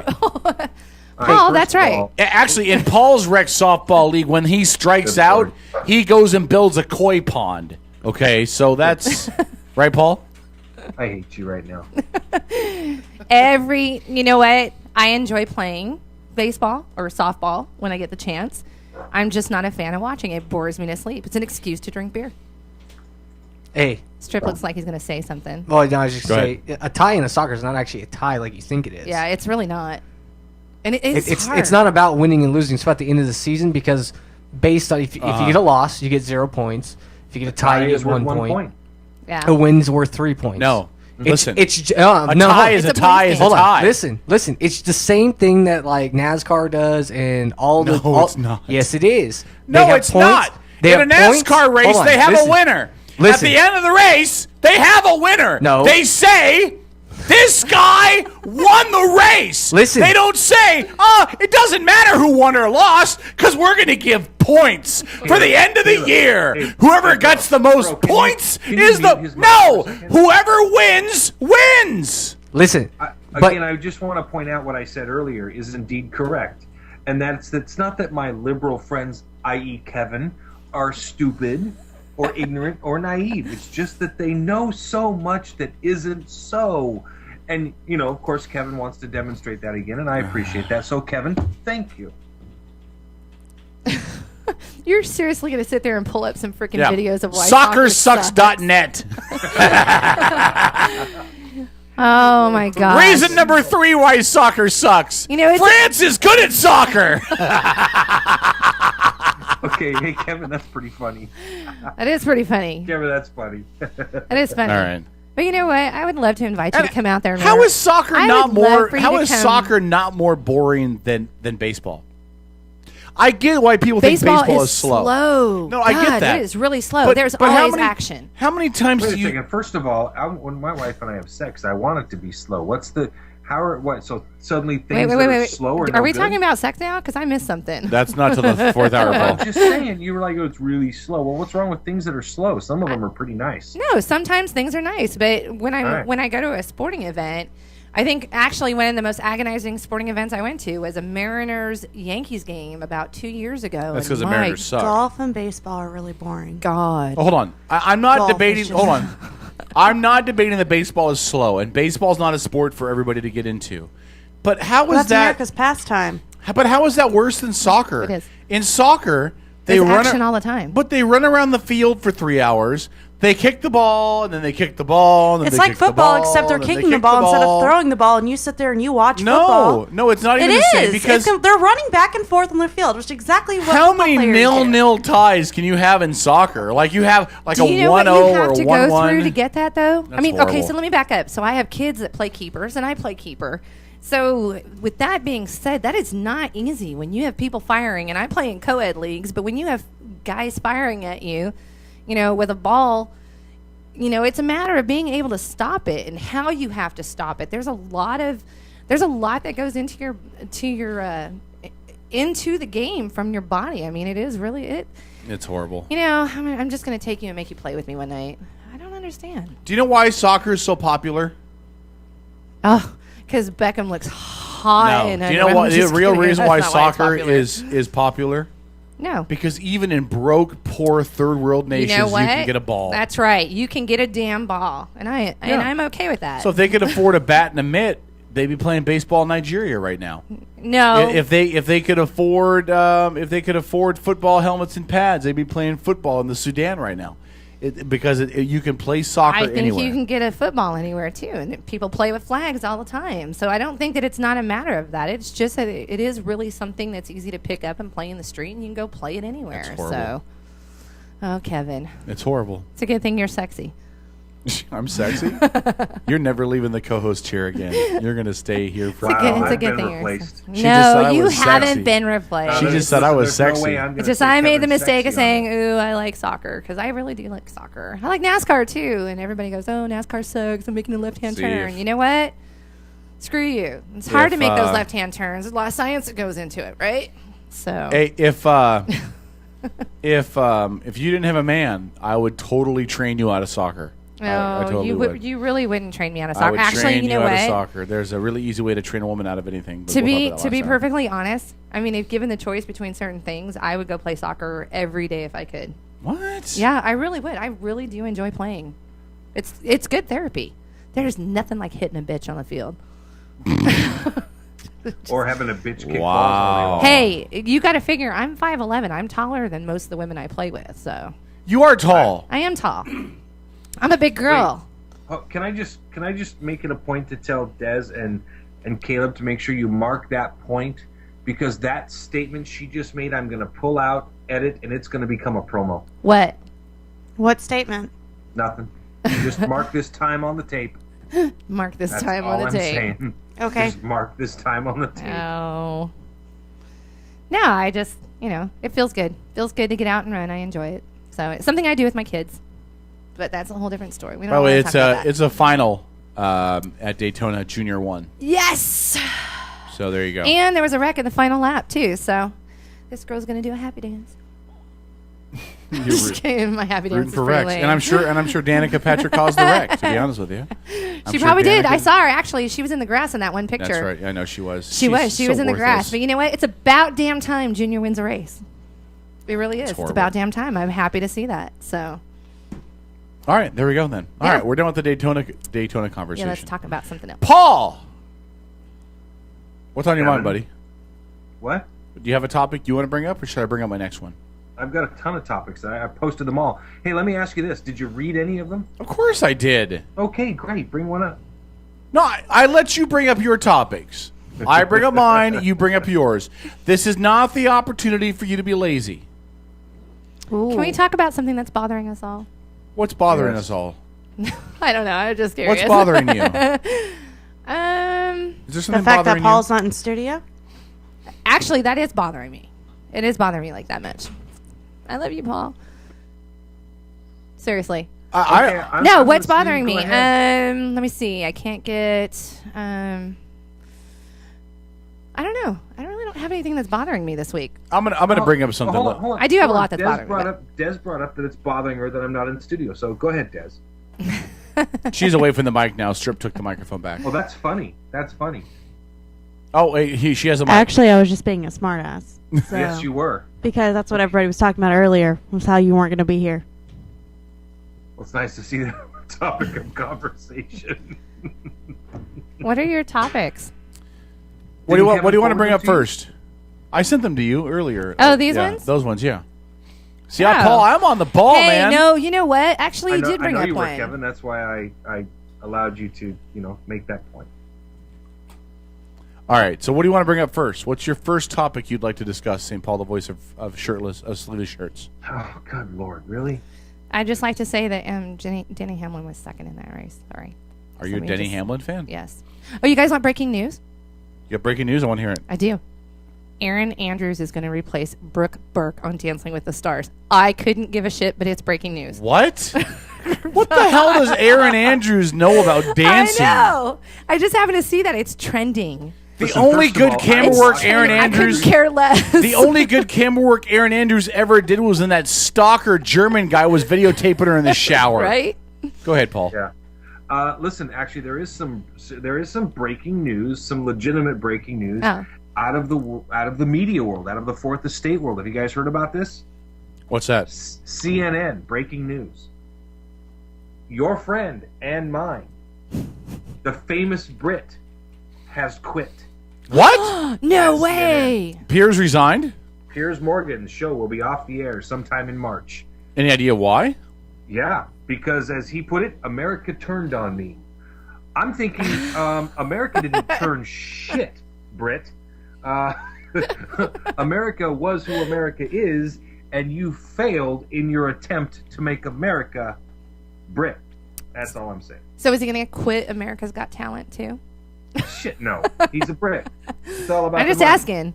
right? Listen, you guys. I mean, the thing about Piers Morgan is yeah, he was a tabloid guy in Britain. Yes. He was a personality in Britain, and that's all fine. Listen, I'll bet you that dude would be a blast to sit down and have a beer with and hang out with for a while. Seriously, I bet he would just be fun as heck. But when it comes to his political beliefs, they are so different than most of America's. I mean, what did it for him was, and this is what he's talking about here, as he's talking on the UK Mail online, and that he feels that America turned on him because of his stance with regards to guns. And I'm thinking, yeah, brilliant, you stupid shit. I mean, how really? What did you've been doing it for a year and a half? Did somebody have to hit you over the head with a 3 red years. brick to get you to understand that? 3 What's years. that? 3 years. He's had the show for 3 years. Yeah, no, I know that. But for a year and a half, he's been on the anti-gun kick. Oh, okay. And to the point where he's called Americans, completely stupid, ignorant. I mean, and listen, why is America when you think news? Let me put it to you guys this way: if you're sitting at home, and your friends call you and say, "Oh my God, there was just this big thing that just happened," your first thought isn't, "Well, I better turn on MSNBC and see what's going on." No, your first thought is, "I got to turn on CNN," right? Not mine. No, almost mine. If it's national, I go to my CNN point is, first. Yeah. National or international news. Your first thought, typically, Americana-wise, when you think news, you think CNN. They've marketed themselves very well that way. Yeah. They have, and listen. I'm a Fox News guy, but I'm just saying the reality is I know that if I want to see the most unbiased, not to say that it's unbiased, because CNN clearly is biased, but CNN is more neutral more often than either of the other two leading cable news networks. So my point is that I say to myself, I got to check out CNN. CNN is part of Americana. Piers Morgan did not. No. He did not admonish himself. He did not ingratiate himself to Americans by attacking the very fundamentals of what makes us free and makes us who we are. The Second Amendment makes America what it is. Why? Oh, I don't know, because we kicked his home country's ass in an attempt to institute the Second Amendment, for God's sakes, right? It's like having a commie from Russia come in here and dictate to us how we're not free. It's not going to go over well. Am I right? Well, listen, I will say this. Short of his lecturing us on how to be better free people, some of his interviews were actually pretty good. Again, hear me out. Some of his interviews with some people from Hollywood, some of the celebrities he interviewed, not the hard news stuff, but some of the other interviews he did weren't bad. But he needed to be more on A&E, or you know what I mean? He needed to be more on an entertainment network than a news network. Yeah. Listen, Piers Morgan needed to be on HBO and either before or after Bill Maher, okay? Any more or any less is disingenuous, okay? Because he's right there. He's of the same ilk. He's not funny. He's not particularly intelligent. He's not particularly charismatic. He's a schmuck. And the truth was he thought somehow by coming into America, degrading and devaluing American values, the things that most of us think made this country great, he thought somehow that was a ratings winner. Not a chance. And you know what? Good riddance. Well, and I think CNN just thought he would be just controversial enough to keep him around for a little while until they found somebody more suitable to replace the. Well, his job was to replace Larry King. Exactly, to replace Larry King, but really he did a miserable job at it. But do you think CNN was serious with him? Mm-hmm. Do you seriously? Oh, I do. They put him. They put him in their number one slot. Yeah, but and he got trounced by Fox. Yeah, you're not going to do that. Listen. Let's be honest here, okay? His Fox, Megyn Kelly on Fox, by the way, has her ratings are twice that of Piers Morgan and Rachel Maddow combined. So it's not like he really stood a chance, okay? No. He could have teamed up with Rachel Maddow to do a show, and they still would have gotten their asses kicked. That's how bad the two of them are. But he's controversial. But controversial only gets you so far. But it gets you talked about. What's his name? Geraldo Rivero's freaking controversial. He still isn't even on Fox News regularly. So we're talking about the dude who draws sand tables on live television of where the American troops were going during Desert Storm. I'm sorry. It's all I can say is I'd rather see Alec Baldwin. I'd rather watch Alec Baldwin do a show than Piers Morgan, which by the way speaks to how stupid MSNBC was. But I'm just saying. All right, we'll take a break. When we come back out of the break, we'll switch gears. We'll get to another story. Oh, there's more breaking news. Yeah, we'll get to it. You got more breaking news? All right, more breaking news. Yep, we'll get to more breaking news. Oh, biggest breaking news of the night.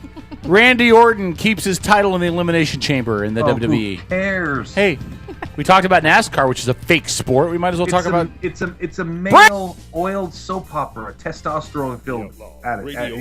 It's.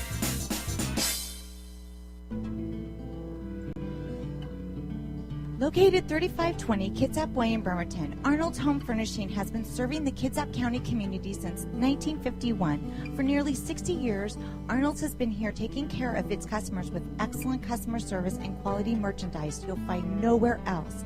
And visit arnoldshomefurnishing.com to view all the merchandise available and see their current promotions. Arnold's Home Furnishing, to fit every lifestyle and budget. Hey, St. Paul, the voice of reason here. Wanted to send a quick shout out to our friends at Pacific Northwest Artisans. They're a custom concrete and design fabrication company. They can do all of your concrete needs. They can do pathways, walkways, driveways, you name it. You need a new foundation, you're going to do an add-on, give them a call, 731-9812 or 649-0987. Again, that's 731-9812 or 649-0987. Pacific Northwest Artisans, all of your concrete needs. The Legacy Group in Silverdale is a well-respected independent mortgage banker, absolutely committed to helping Kitsap County families on their path to home ownership. As an employee-owned company, the Legacy Group has a strong stake in your success, and they want to be your lifetime partner in helping you develop a strong real estate portfolio. Call the Legacy Group in Silverdale today at 698-6440 and find out how they can help you get started on the road to home ownership. 698-6440 for the Legacy Group, a lending experience that's a little different and a lot smarter. I'm Elaine Terso with Elaine Terso Photography. Let me tell you why I say that I am not your average photographer. At Elaine Terso Photography, I can handle all of your photography needs, including weddings, families, and newborns. I have an in-home studio, or I am able to come to you to take photos wherever you want to be. Mention Guardian Broadcasting when you book, and I will give you a 10% discount. For more information, visit me online at ElaineTersoPhotography.com or find me on Facebook. Video Me Productions combines technical experience with a keen eye to produce high-quality videos. Video Me Productions is experienced, passionate, and creative. Video Me puts out high-quality videos from commercials to weddings and family gatherings to concerts and live events. Call Video Me today and find out how their video services can help you. 360-620-4888 or visit their website to see video demos of their work at videomeproductions.com. Brothers Power Sports has been a locally owned family business in Bremerton since 1949. From new and pre-owned motorcycles, ATVs, scooters, boats, and watercraft, to parts and service and apparel. Brothers Power Sports is committed to being your source for all your motorsports needs, and they're a proud sponsor of the Habitat for Humanity of Kitsap County. Brothers Power Sports, 5205 1st Street in Bremerton, and online at brotherspowersports.com. Stop in and feel the difference at Brothers Power Sports in Bremerton.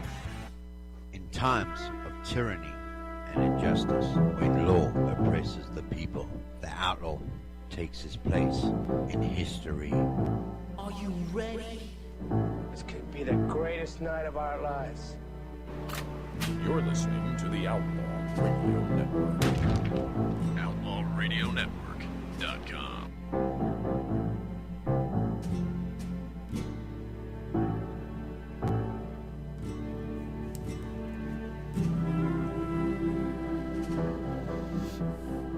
All right, it's the Outlaw Radio Network.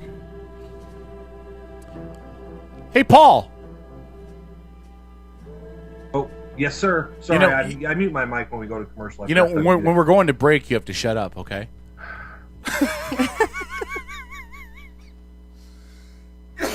Actually, on that same note, I did tell him he had to stop egging you on. He muted our mics, and commercials are playing, and you're still talking. It was Is that funny to you? It was hilarious on this end. Is that funny? It's not funny. Don and I were giggling. That's not funny. In the real world of broadcasting that she does, in the real world, that shit would never fly. Just saying. Yeah, especially when you're one host and you're controlling your own breaks. Yeah, it's funny how that doesn't fly. I don't control my brakes. The Strip runs all the brakes now. This is not like it used to be when I ran all the brakes from my computer. I have no say over brakes anymore. He starts them when he wants. I have no say. Kevin. Yes? Shut up. I'm not talking about you. I'm talking about Dawn. Oh, okay. What? Do you have a clock? I missed something. Do you guys have a clock? Like, are your brakes at specific times? I've got literally like 3 of them on my screen, but whatever. All right. Hey, I want to talk about this story, and I think it'll be interesting considering who we have in studio What as well. story? One of the ones you posted. Which story? About the FCC. Okay. So do you want to intro this, or do you want me to? No, go ahead and read it because I don't have that stuff pulled up in front of me. You do? Well, yeah, I have the story you posted, which could the versions of the stories you post be any more right slanted? Oh, so okay, and I think Kevin, I think that's a very fair question on your part. No, it's not, because look at the sites that he gets them from. No, I agree, but I'm just saying that some of the stories that he puts out there just no, Kevin, yeah. I think you raise a very valid point. Okay. Oh, thank you. I You appreciate do. that. You raise a very valid point, which is why I've repeatedly said, post fucking stories, Kevin, because I go to certain sites to get my stories from, and so when I post stories, lo and behold, they're from sites that I tend to agree with. Okay, fair enough. That's fair. All right, so let me read this to you then. All right, this is from Breitbart.com. Which is a right-leaning site. I was going to say he doesn't have any political agenda to push because he's dead. Yeah. So here's what it says. Hairball? Is Sorry, that? it was my Breitbart impression. Oh, I thought that was a Mama Cass interpretation. All right, here we go. All the leaves are. Go ahead, bud. So this was posted on February 22nd. So yesterday, I believe. Today's 23rd. Today's 23rd. Mm-hmm. The real mystery behind the FCC's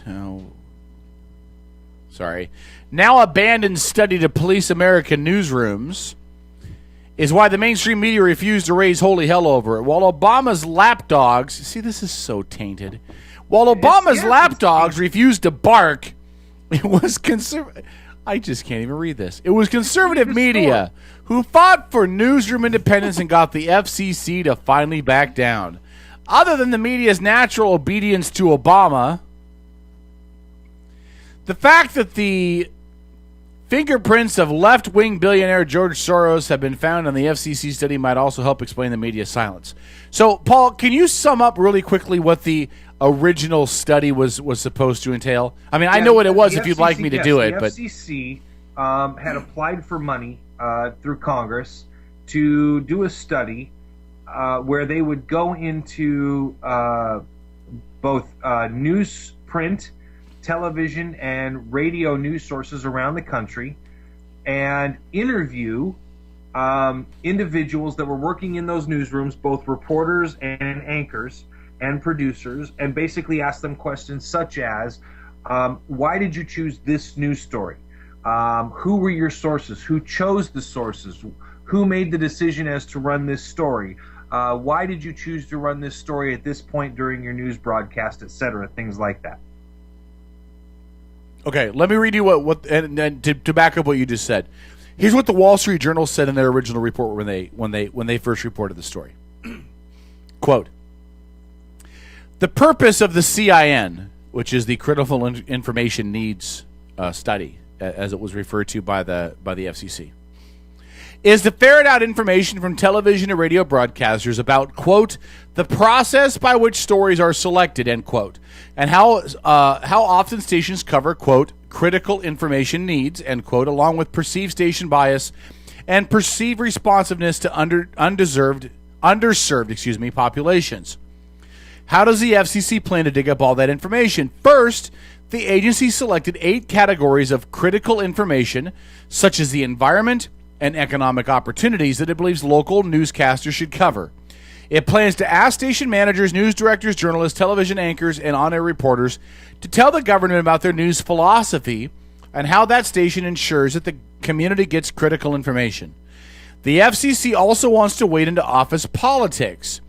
One question for reporters, quote, have you ever suggested coverage of what you consider a story with critical information for your customers that was rejected by management? Follow-up questions ask for specifics about how editorial discretion is exercised, as well as the reasoning behind decisions. So that was what was quoted in the Wall Street Journal, which backs up what you were saying. Mm-hmm. So continue. I'm sorry. Go ahead. No, it's okay. And listen, there was, over the course of about 3 days, a great deal of outrage within, and let's be honest, conservative circles about this story. Democrats, let me rephrase that. Progressive liberals, for the last several years, have been adamantly pushing for media-type reforms. And for example, some of the reforms they have pushed for have been as extreme as to suggest that even an internet radio show such as ours should have to, whenever we discuss a story, have people from both sides of an issue on. We can't just discuss an issue. We can't just be commentators. We have to bring in people to discuss the story. Otherwise, we might somehow influence people's perception of said story. With regards to this particular study, now, mind you, the FCC grants licenses to radio and television stations. So it becomes increasingly uncomfortable and outside of what we would consider acceptable as Americans to have a licensing body or agency, as in the FCC, somehow come in and then begin to interpret or try to dictate what should be talked about, when, how often, and how much. Now, you, Kevin, may say, well, that's not what this study was about. but one leads to another, leads to another, leads to another. You know, teenage boys taking out teenage girls to go to McDonald's tends to lead to the next date being to the movie, which tends to lead to the next date being to the drive-in, which tends to lead to groping, kissing, Oh, feeling. hell no, I got a gun. Just Exactly. Kidding. Dawn gets Just kidding. it. So, Just kidding. so we can naturally extrapolate that through a course of human events and evolution. We can kind of see where things are going. And so we have to kind of nip it in the bud. We have to say, once the ball gets rolling, wait a second, I know where this snowball ends up. I'm not even going to let you make it and throw it. Does that make sense? It makes perfect sense. Don, what do you think? Before I give my thoughts, what do you think about this? Well, it scares me to know that we're in a situation where, you know, the FCC wants to go in and do these studies, and I kind of have to agree with Paul a little bit, because I don't want to end up in a country that doesn't have a free press. You know, if the FCC wants to monitor something, monitor responsible media or press coverage. With that being said, I don't want to see us end up like, you know, Russia, North Korea, not knowing the truth about what's going on in the world, what we choose to report, saying what we can and cannot talk about. I think it's going to limit. It won't just stop there, you know. Well, the truth, yeah, right. It won't. You know, It won't, because then someday you guys have this great show here, and you know, Outlaw Radio Network, and you don't want the FCC breathing down your throat because you're talking about things they don't want the public to necessarily know about. Right. I mean, let's be honest here. I don't believe in global warming. I believe in climate change. I think that all of the evidence points to it. But don't tell me I have to spend 5% of my programming time discussing global warming when I think that all of the evidence supports that it's bunk. So I think these are real issues that people and again, Kevin, it's not the point of progressives, but they are the ones that are pushing for the implementation of these rules. So, you know, again, I get that certain people support the progressive cause, but at some point we have to stop with the innuendos. We have to stop, you know, pussyfooting around and pretending that these things don't exist, pretending that these people don't have an agenda. There is an agenda. Well, there is. And you're going to touch on something in a little bit. I mean, even subjects such as Benghazi and the Susan Rice story that you kind of let me know about earlier, you're definitely going to have it to where the government wants to monitor that. And what if we did have that? We wouldn't know the truth about what happened. You know? No, listen, it's fair, and the points you guys bring up are valid. But let me give you my counter argument. And again, I'm taking this story as it's written. Now, I'm not extrapolating into the future of what happens once they've collected data or reports on who's reporting what and not, or whatever. I'm not. Give me just 1 second here. I'm going to have to back out for just a second. I have a little baby that's woke up, so I think I was too loud. Go ahead. I'm not extrapolating into the future with this. Yeah. But as we talked about before, in Kitsap County, we have a radio station that was issued a local radio station license. Now, you've worked in radio for a while.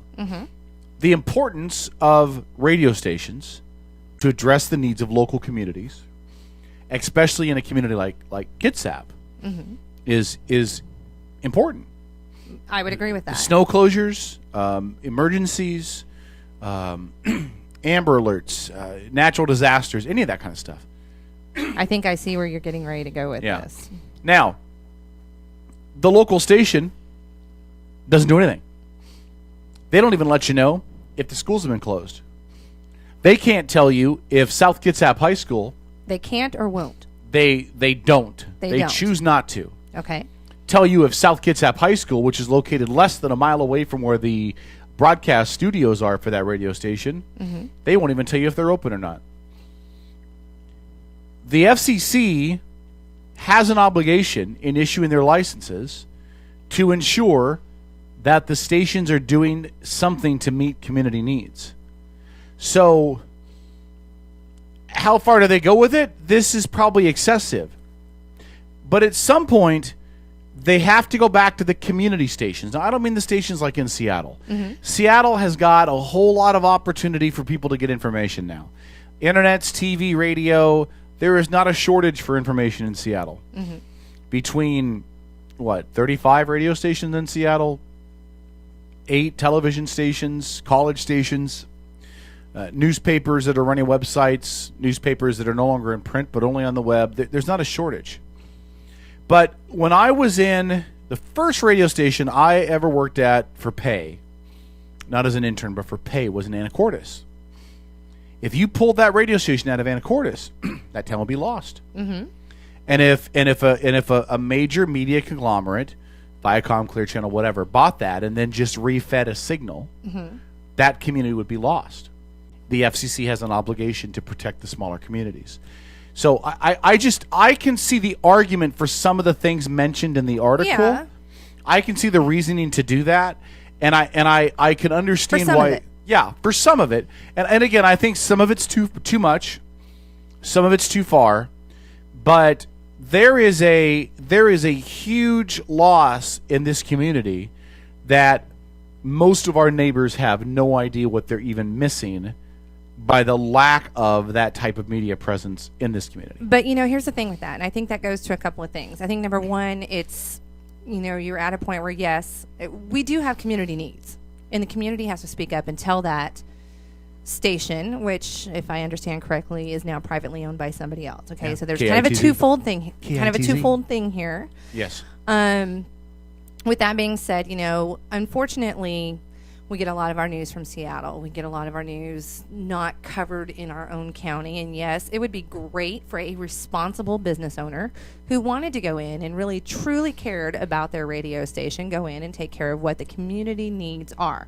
So we as a community and we as broadcasters and people that have been in radio would like to see that happen to that particular station to meet the needs of Kitsap County. And I would agree with you, especially with the school situations, closures, and stuff like that. I totally agree with you.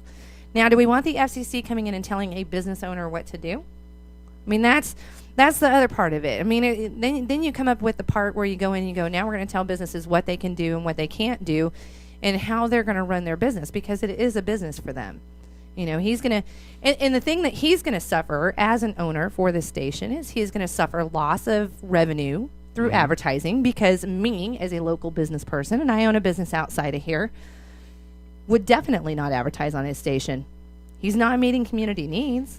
But the community would need to speak up and say something, as opposed to the government stepping in and saying, well, you own a business and this is how you have to run it. You have to follow the FCC guidelines to be a broadcaster and be on our radio waves and transmit a signal through the air.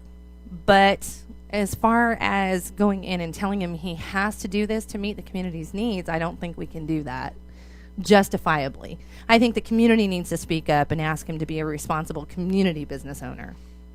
That would be my suggestion as far as that goes. See, in this case, he doesn't care. No, he doesn't care. Because he's able to use the loss as a write-off for the parent corporation, so he's actually saving money on his tax breaks by doing it this way.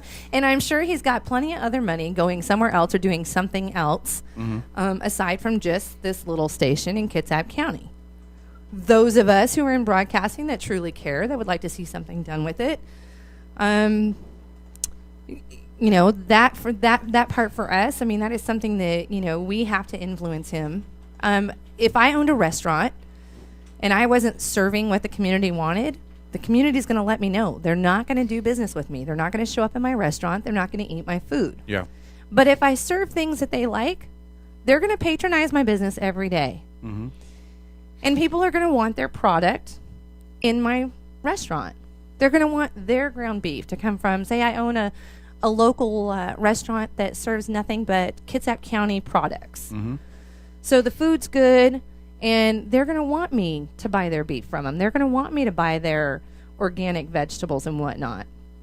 That's not what he's in it for. No. And I don't want the FCC coming in and monitoring it, and at that point going, okay, maybe we don't want Kitsap County knowing about this. Yeah. What if something's going on corrupt within our government, just locally here, and you break the story? Do we want them coming back at us and saying, we don't want you talking about that? And that's where I fear stuff like this is going to go eventually. Well, to and get back let's to that. and not that this is happening, and I'll say this up front. This is not happening, but let's say that somebody at the Sun was in somebody's political back pocket. And so the Sun chooses not to report on something because they're in somebody's back pocket. There is nobody else to catch it. There is nobody else to report on it. There is nobody else to break it or hold it accountable. This would never work in Snohomish County or in Whatcom County because you have multiple options of media agencies that will break it if the other one doesn't. Exactly. Even in Bellingham, you've got 2 or 3 radio stations and 2 newspapers.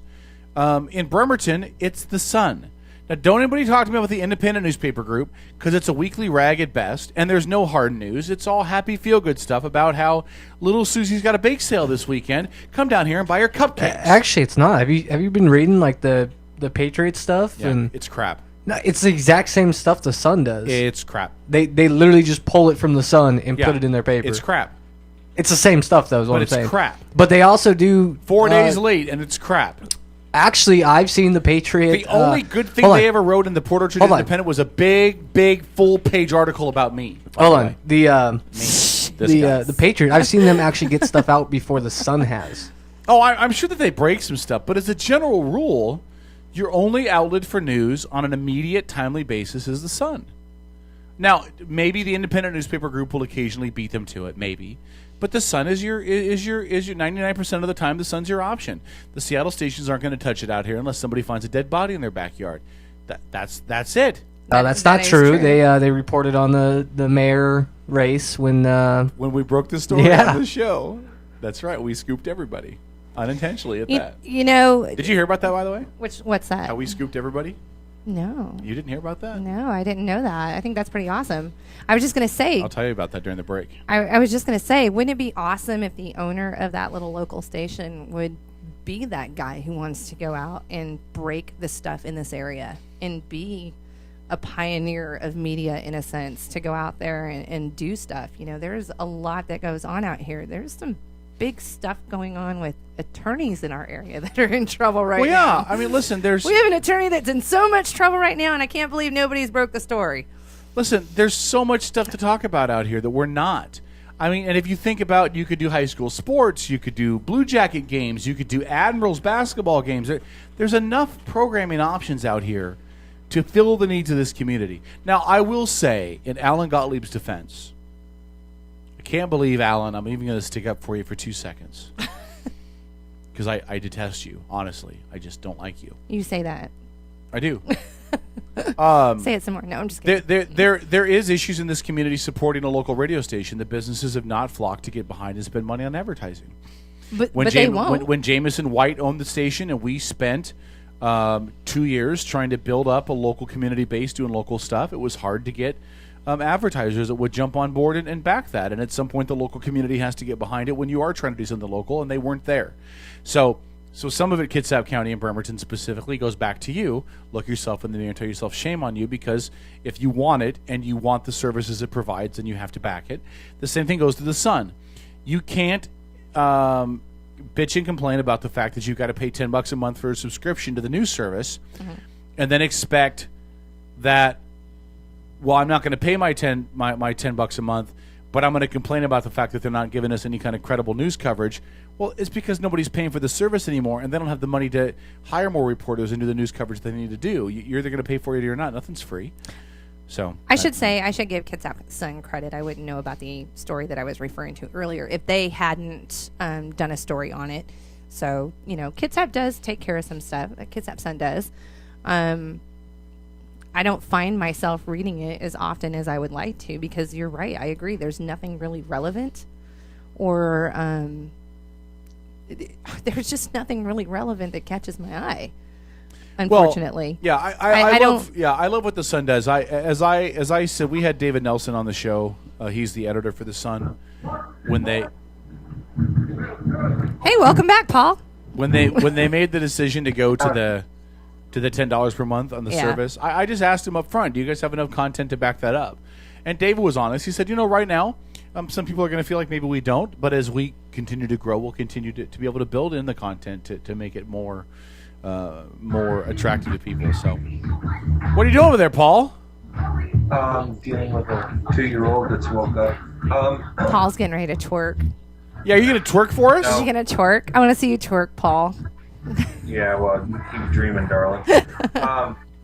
No, listen, I hear you talking about the Kids Have Sun issue and having enough content, and I'll tell you, I've gotten a little bit frustrated with stories getting posted on Facebook with headlines, and so you click on it to read it, and it gives you the headline in 3 or 4 sentences or whatever. Hey, you got to subscribe to read the rest of the story, and it's stuff that's relevant to Kitsap County. Yeah. And honestly, I find that to be disgusting. It's a striptease. It's a tease. And they can say, well, it's a business and we have to run our business, and I get that. But you're a news source. You're a news source, right? And you're a relevant news source to the local community.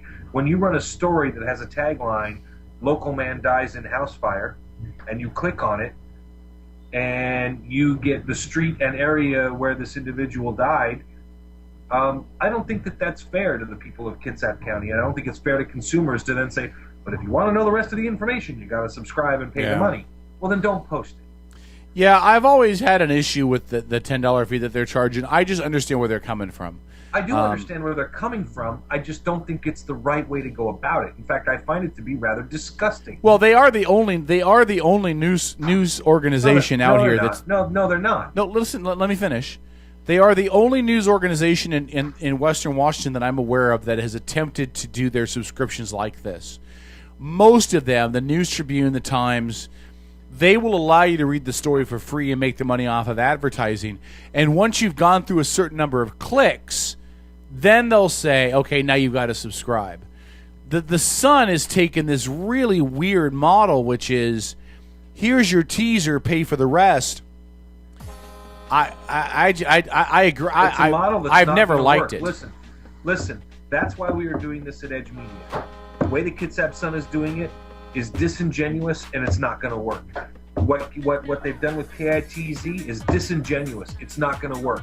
The Kitsap newspaper group is 1 or 2 days a week per newspaper. It's not going to work. The people of Kitsap County deserve better. All right, then. Fair enough. All right. We got Bump playing in the background. I can't disagree with you anything you just said. I think the Sun will always be around. But I don't know if this business model they're using now will stick around. I think they're going to have to twerk it. Yeah, they need to become a better source of news for me to consider paying $10 for it. Well, and they have to be willing to be more interactive with the people of Kitsap County. I think that David Nelson has alienated the county from. All right, we got break. I don't mean to cut you off. We got break. We're back after this. The Outlaw Radio Network. From NPR News in Washington, I'm Jim Hawk. Ukraine's new interim president says integration with Europe will be top on the agenda. And NPR's Peter Kenyon reports from Kiev that Washington is warning Moscow against military intervention. After being named interim president, Oleksandr Turchinov gave lawmakers 48 hours to agree on a new government and said while he's ready for dialogue with Russia, integrating with Europe will be a top priority. As the Olympics in Sochi came to an end, all eyes here turned toward Moscow to see how Russian leader Vladimir Putin will react to losing his ally Ukrainian President Viktor Yanukovych, who says he was the victim of a coup. In Washington, National Security Advisor Susan Rice said Russian military intervention in Ukraine would be a grave mistake, and that Ukraine keeping friendly ties with Russia and moving toward integration with the EU need not be mutually exclusive goals. Peter Kenyon, NPR News, Kiev. Treasury Secretary Jacob Lew and Federal Reserve Chair Janet Yellen have wrapped up a 2-day meeting in Sydney, Australia with their counterparts from the world's 20 largest economies. Steve Beckner of Market News International reports the so-called G20 financial chiefs have agreed on an agenda for the global economy. The G20 commit themselves in a communique to significantly raise global growth.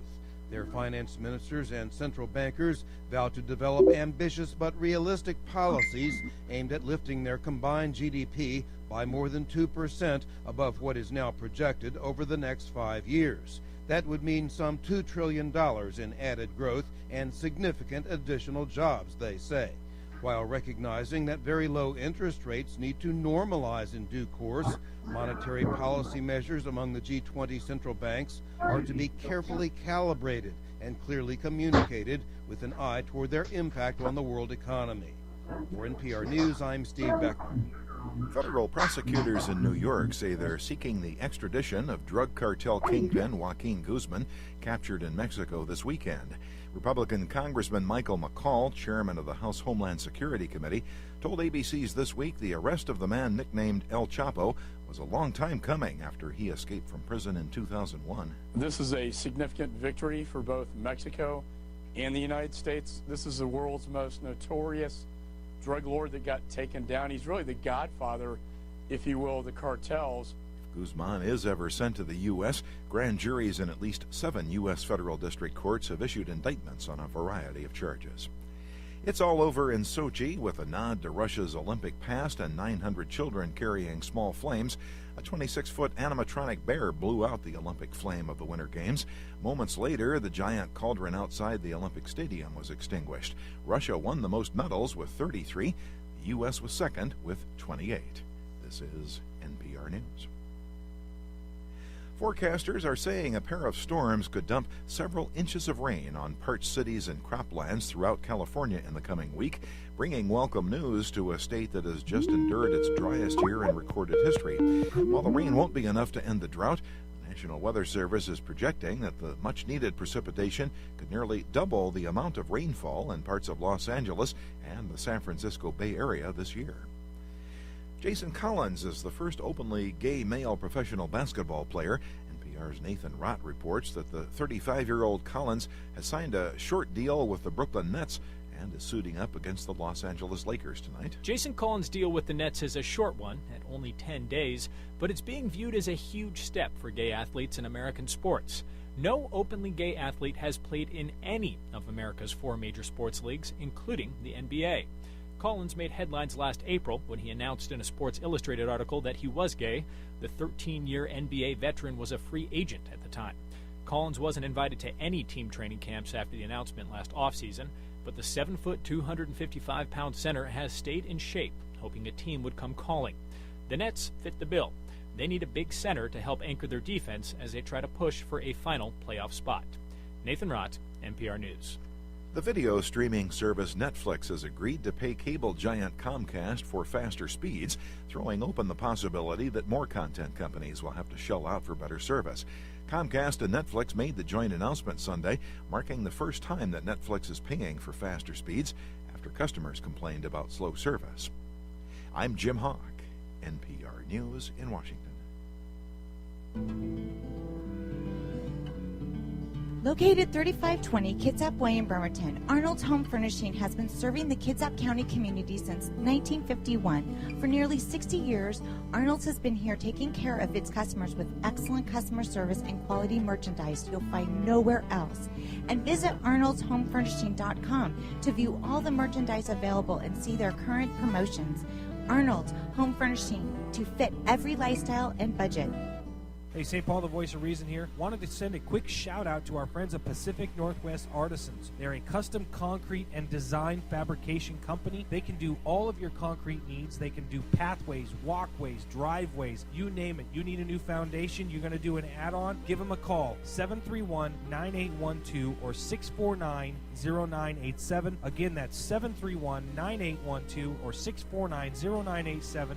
Pacific Northwest Artisans, all of your concrete needs. The Legacy Group in Silverdale is a well-respected independent mortgage banker, absolutely committed to helping Kitsap County families on their path to home ownership. As an employee-owned company, the Legacy Group has a strong stake in your success, and they want to be your lifetime partner in helping you develop a strong real estate portfolio. Call the Legacy Group in Silverdale today at 698-6440 and find out how they can help you get started on the road to home ownership. 698-6440 for the Legacy Group, a lending experience that's a little different and a lot smarter. I'm Elaine Terso with Elaine Terso Photography. Let me tell you why I say that I am not your average photographer. At Elaine Terso Photography, I can handle all of your photography needs, including weddings, families, and newborns. I have an in-home studio, or I am able to come to you to take photos wherever you want to be.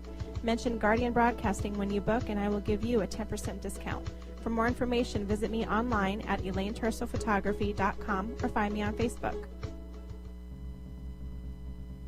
Video Me Productions combines technical experience with a keen eye to produce high-quality videos. Video Me Productions is experienced, passionate, and creative. Video Me puts out high-quality videos from commercials to weddings and family gatherings to concerts and live events. Call Video Me today and find out how their video services can help you. 360-620-4888 or visit their website to see video demos of their work at videomeproductions.com. Brothers Power Sports has been a locally owned family business in Bremerton since 1949. From new and pre-owned motorcycles, ATVs, scooters, boats, and watercraft to parts and service and apparel, Brothers Power Sports is committed to being your source for all your motorsports needs, and they're a proud sponsor of the Habitat for Humanity of Kitsap County. Brothers Power Sports, 5205 First Street in Bremerton, and online at brotherspowersports.com. Stop in and feel the difference at Brothers Power Sports in Bremerton. Every time our country stands in the path of danger, an instinct seems to summon her finest first. For he is truly his brother's keeper. Let us fight for a new world. There's two kinds of people in this world when you boil it all down. You got your talkers and you got your doers. Most people are just talkers. So which one are you? Do you just talk about it? Or do you stand up and do something about it? It's always the patriots who first hear the call. For everyone within the sound of my voice, from my cold, dead hand. You're listening to the Outlaw Radio Network. OutlawRadioNetwork.com.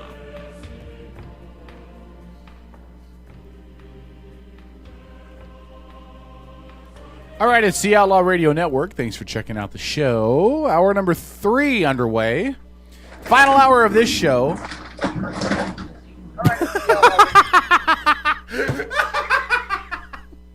Oh, my God. Wow, there's a train wreck happening on the other side there. And this is why I don't want him doing the show by Skype. Are you there, Paul? Yeah. Are you okay? I'm fine. Why are you saying it's a train wreck? We heard. Did you drop something? The audio. What? Did you drop something? Did I drop what? Nothing. Dude, you left your mic on when we went to break. So mute it on your freaking end. I can't. I've told you time and time again you have to mute it on your end. Yeah, well, shit happens. No, shit doesn't happen. That's why you got hung up on. All 4 listeners We got a whole bunch of people messaging me and Dawn both. Tell the guy at home to mute his mic. Hey, my mom said to tell you to mute your mic. Dude, my mom's chiming in. Her name is Diane. Have at it. Hi, Diane. No, we could hear you. It just sounded like something bad was happening on the other side. Yeah, what did it sound like? Like a train wreck. Mm-hmm. It really did. Yeah, you might want to turn your speakers down a little bit there too, buddy. My speakers? Yeah. Okay. Yeah, if Better? you can. Is that better? Welcome to the Outlaw Radio Network. We're a state-of-the-art organization, let me tell you. All 4 listeners just turned us off. Show host, please introduce the show properly when we come back from break so I don't look like a dork. What? You can't blame this on me, smartass. I didn't blame anything on you. I didn't blame anything on you. It's my fault. It's the estrogen in the room tonight. Yeah. It probably is. Woohoo. You know, if you were just here, it wouldn't be an issue. That's right. That's right. Hey, my buddy Dan sent over a quote from Daniel Tosh I wanted to share with you, Paul. If it's about soccer? No. Oh, okay. Said, God's punishment for women, painful childbirth and menstrual cycles. God's punishment for men having to put up with women. Which brings me to my key point. God doesn't hate gays. He's just pissed off that they found a loophole. So, Dan asked me to share that with you. Sorry, but I really love Tosh. That's pretty good. I really there. do. That's good. It's kind He's got a point, too. It's, yeah. We can make you All suffer. right. We can choose your punishment. By the way, someone just sent me a message and said they're the 5th listener, and they want you to mute your microphone next time too. So the 5th listener. Nice, we have 5. Woohoo! I didn't run them all off tonight. Can you guys tell how many listeners are actually listening? Yeah, we have Really? 1 million. Oh, I was just curious. No, We've I was been just told curious. to tone it down. You don't have to tell me. I'm not allowed to You don't have laugh to tell on me the right air now. I'll anymore. ask later. No, we can't actually. So it's kind of weird. We can't actually see live how many people we have. We can see once the show ends because it takes a while for everything to update. Yeah. Usually like 3 o'clock in the morning, all our numbers update and everything like that. So Sweet. All right. Well, if y'all are listening, everybody go to Facebook and chime in.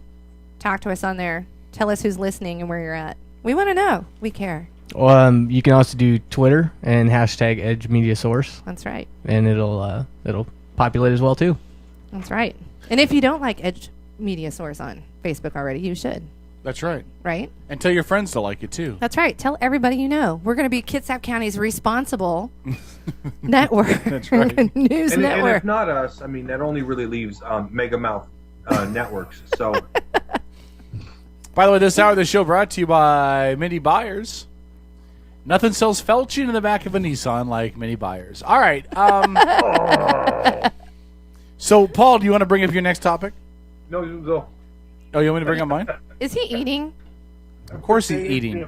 He Nice. literally is the most unprofessional radio guy I've ever met in my life. I was sitting here refraining from drinking my Dr. Pepper just so I didn't burp He's in the eating mic. on the and you're air. over there eating. Look at him. Listen, just analyze how the last hour of this show went. He eats on the air. I put one potato chip in my mouth. Bite me. He wears a sleeveless shirt during the show. Because I'm prepared to shoot anybody that shows up on my property. And sleeves somehow encumber that.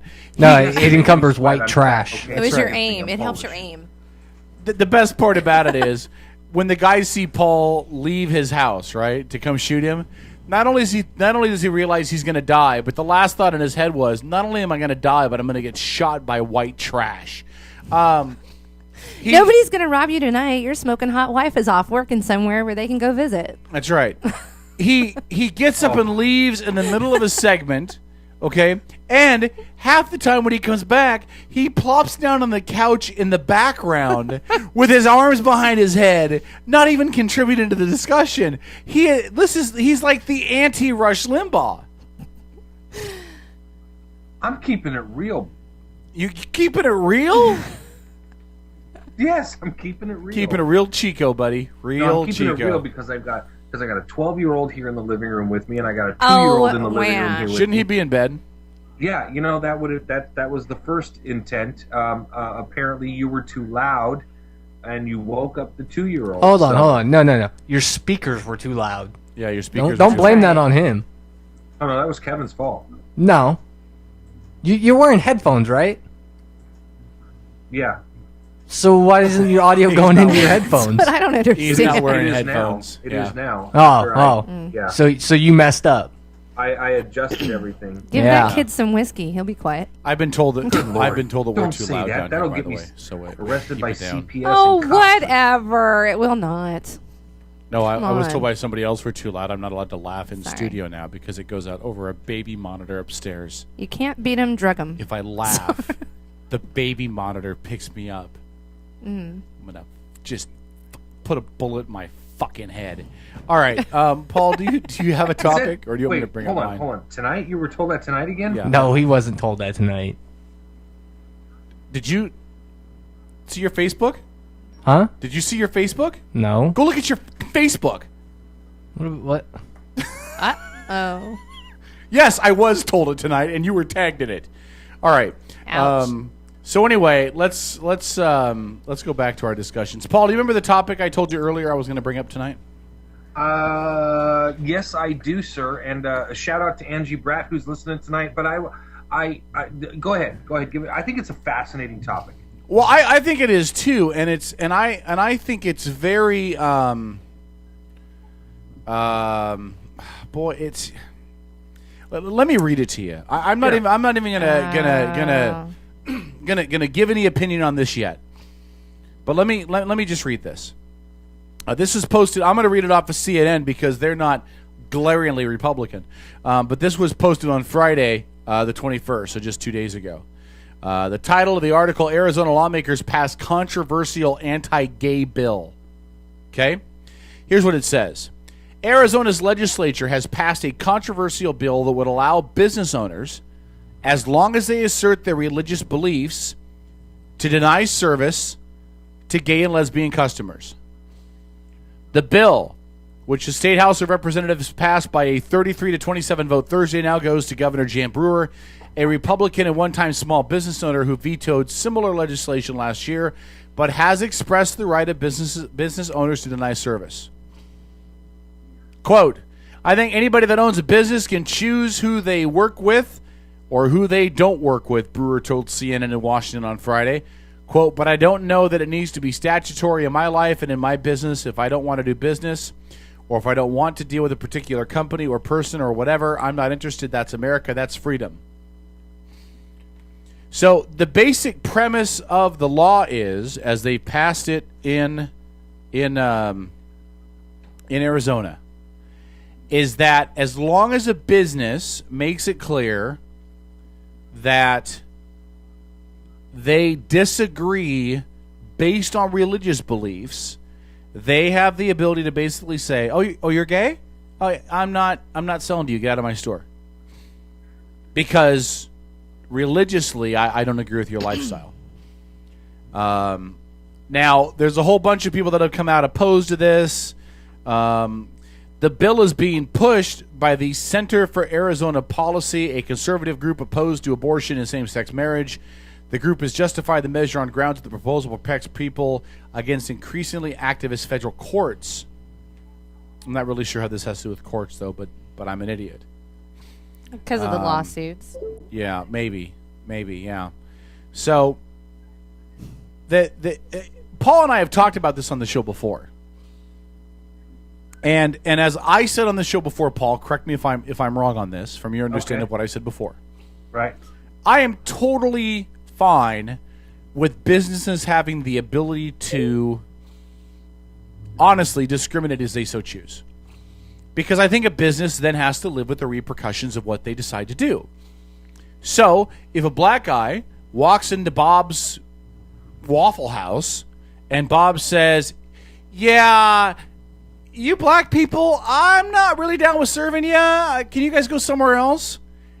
Then, even though it's reprehensible and Bob is clearly a douchebag, he has the right to refuse service to anybody for any reason. And I don't think the government should be involved. Now, Bob will have to deal with the repercussions of that, which is he's probably not going to have a business in a couple weeks, a couple days. Because when the word spreads to everybody else in the African-American community in Bob's town and they burn that place to the ground, guess what, Bob? You were a dumbass. But I don't think you can force a business to do business with somebody just because you think they should, and I don't think businesses should be forced to. Now, that being said, I am totally opposed to this bill because this bill is purely about asserting religious reasons for the reasons why you are opposed to someone's lifestyle as an excuse to discriminate, which does two things. One, it doesn't address the people who aren't involved in a religion, who may be atheists, who don't have the ability to say, well, based on my religious beliefs, I don't want to do business with you. Okay, so that there's no equal treatment that way. And secondly, you're still creating a division between the business's ability to choose who they work with on any other reason. Okay, so a business, the law should just say, a business has the right to refuse service to anyone, provided they state the reason why. That's all it should say. Now, it can be because they're gay, because they're black, because they're tall, because they're short, because they're a woman, because they're a man. Whatever it is, the business just needs to say, I am declining to serve you, and here's my reason why. That should be the only law, and that should be the law everywhere. And then let the business deal with the end of it.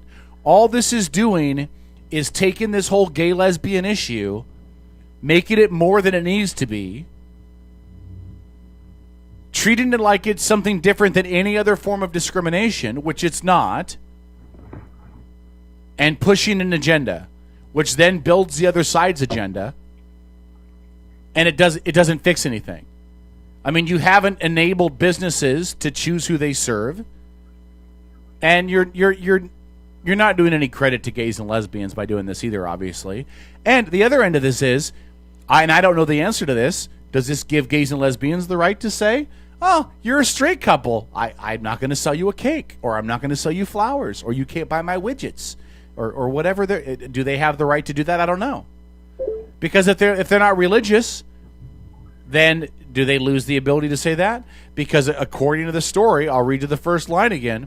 As long as they assert their religious beliefs, well, if you're not religious, now do you lose the right to determine who you do business with? The bill doesn't make any sense. Arizona proves once again it's the most backwards, racist, homophobic, discriminatory state in the nation, and we might want to just sell it back to Mexico. Paul, do you want to go first, or should Don? I'll let Don go first. That's fine. Go ahead, Don. Gee, thanks.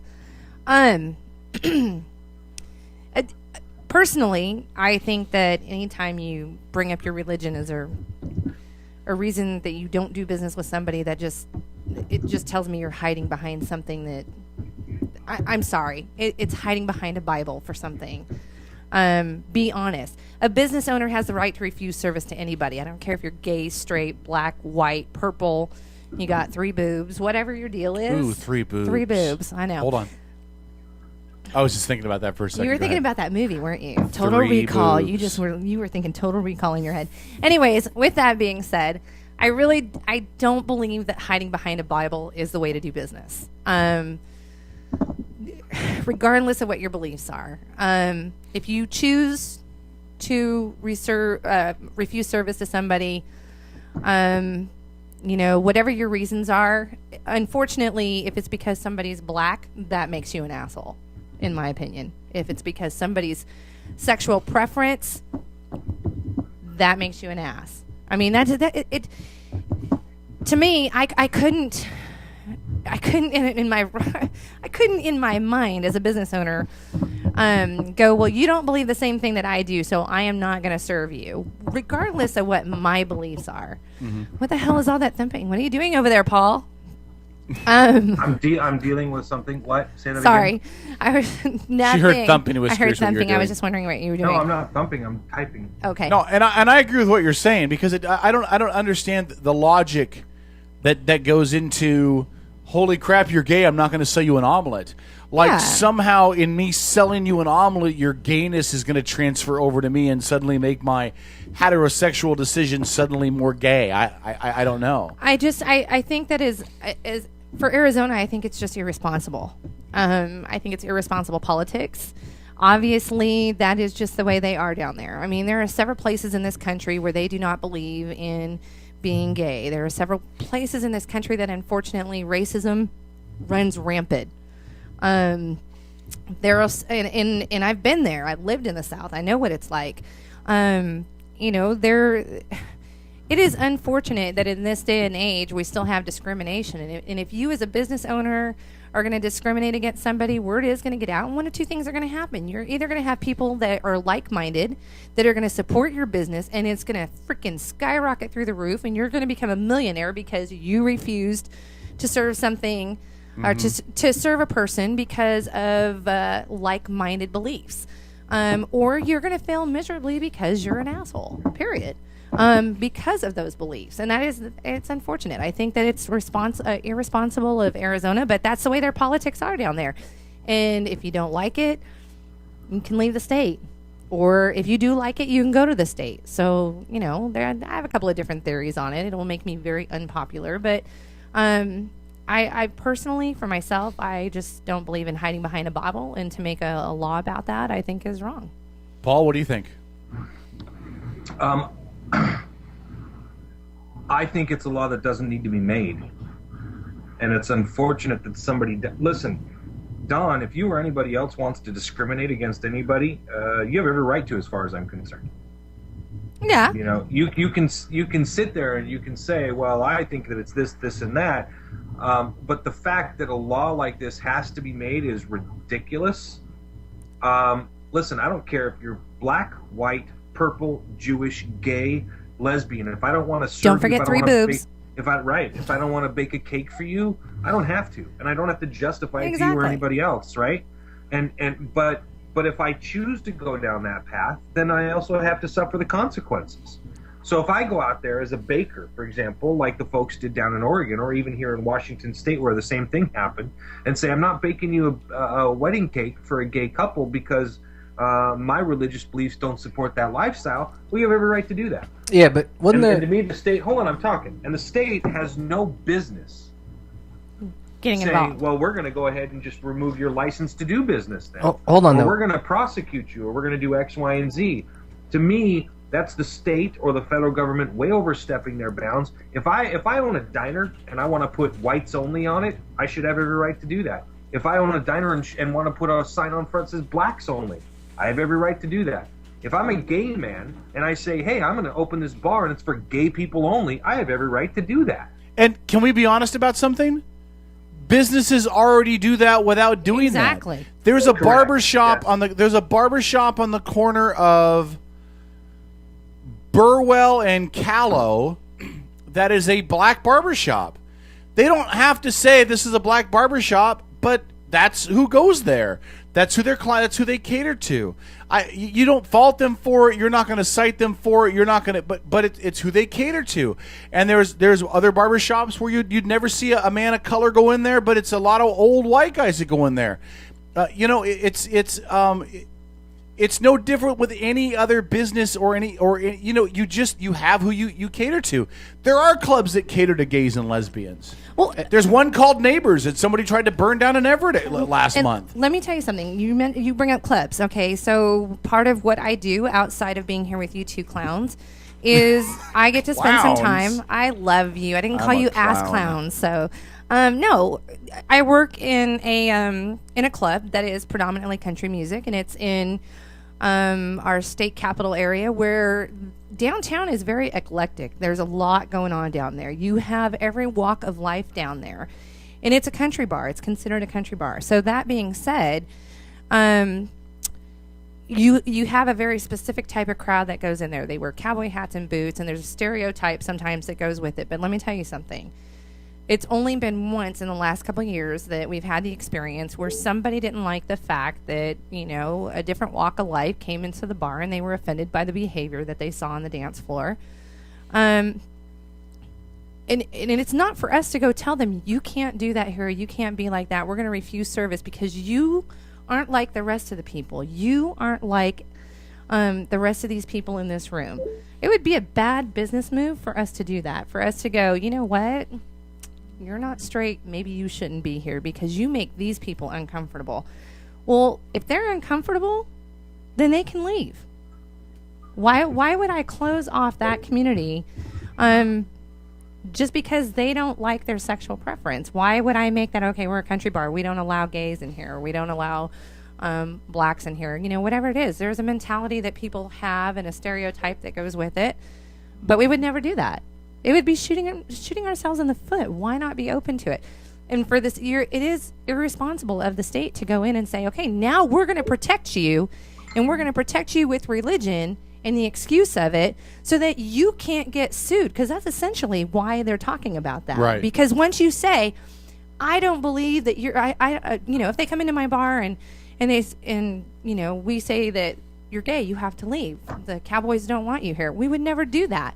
Because if we did, they could go and say that. And what? The state's going to allow us to hide behind religion at that point? Because we can all suddenly become religious, Well, yeah. And claim that. Yeah, and again, the other half of it is, there's still the question about if you're not religious, what does that even do? I mean, exactly. Again, and I'm a guy that goes to church every Sunday and whatever, blah, blah, blah. But it doesn't mean that you suddenly have less rights in this country because you don't go to church, because as I remember that even if you're not a religious person, you still have rights. So now the state of Arizona has essentially tried to tie in your ability to have rights to whether or not you go to you have religious beliefs, which is a whole nother a whole other discussion of this whole thing. You take the whole gay and lesbian argument out of this, and you just basically say, hey, if you claim religious preference is the reason why you have an issue with something, then you can deny service. You're essentially telling a third of the population, which don't have a religious preference, you guys better come up with another reason or lie and say you have a God, even though you don't. That's just insane. Let's do this. We'll take a break. Paul, I got bump music playing, so hold whatever thoughts you've got. We'll come back in just a second. Good. Yeah, okay. That's good. Mute your mic. Yeah. We love you, though. Stick around. Last half hour of the Outlaw Radio Network is coming up. The last call, the fourth hour of the show, and the final hour of our broadcast day is around the corner as well in about 30 minutes, so stick around. Don, St. Paul, K-Dog, the Loose Cannon, Strip running the boards. We're back after this. Outlaw Radio Network, edgemediasource.com.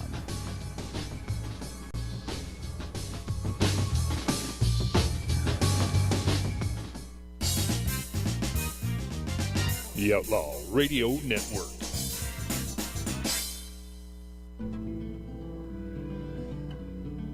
Located 3520 Kitsap Way in Bremerton, Arnold's Home Furnishing has been serving the Kitsap County community since 1951. For nearly 60 years, Arnold's has been here taking care of its customers with excellent customer service and quality merchandise you'll find nowhere else.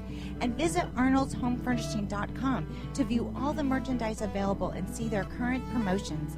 Arnold's Home Furnishing, to fit every lifestyle and budget. Hey, St. Paul, the voice of reason here. Wanted to send a quick shout out to our friends at Pacific Northwest Artisans. They're a custom concrete and design fabrication company. They can do all of your concrete needs. They can do pathways, walkways, driveways, you name it. You need a new foundation, you're going to do an add-on, give them a call, 731-9812 or 649-0987. Again, that's 731-9812 or 649-0987. Pacific Northwest Artisans, all of your concrete needs. The Legacy Group in Silverdale is a well-respected independent mortgage banker, absolutely committed to helping Kitsap County families on their path to home ownership. As an employee-owned company, the Legacy Group has a strong stake in your success, and they want to be your lifetime partner in helping you develop a strong real estate portfolio. Call the Legacy Group in Silverdale today at 698-6440 and find out how they can help you get started on the road to home ownership. 698-6440 for the Legacy Group, a lending experience that's a little different and a lot smarter. I'm Elaine Terso with Elaine Terso Photography. Let me tell you why I say that I am not your average photographer. At Elaine Terso Photography, I can handle all of your photography needs, including weddings, families, and newborns. I have an in-home studio, or I am able to come to you to take photos wherever you want to be. Mention Guardian Broadcasting when you book, and I will give you a 10% discount. For more information, visit me online at ElaineTersoPhotography.com or find me on Facebook. Video Me Productions combines technical experience with a keen eye to produce high-quality videos. Video Me Productions is experienced, passionate, and creative. Video Me puts out high-quality videos from commercials to weddings and family gatherings to concerts and live events. Call Video Me today and find out how their video services can help you. 360-620-4888 or visit their website to see video demos of their work at videomeproductions.com. Brothers Power Sports has been a locally owned family business in Bremerton since 1949. From new and pre-owned motorcycles, ATVs, scooters, boats, and watercraft, to parts and service and apparel. Brothers Power Sports is committed to being your source for all your motorsports needs, and they're a proud sponsor of the Habitat for Humanity of Kitsap County. Brothers Power Sports, 5205 1st Street in Bremerton, and online at brotherspowersports.com. Stop in and feel the difference at Brothers Power Sports in Bremerton.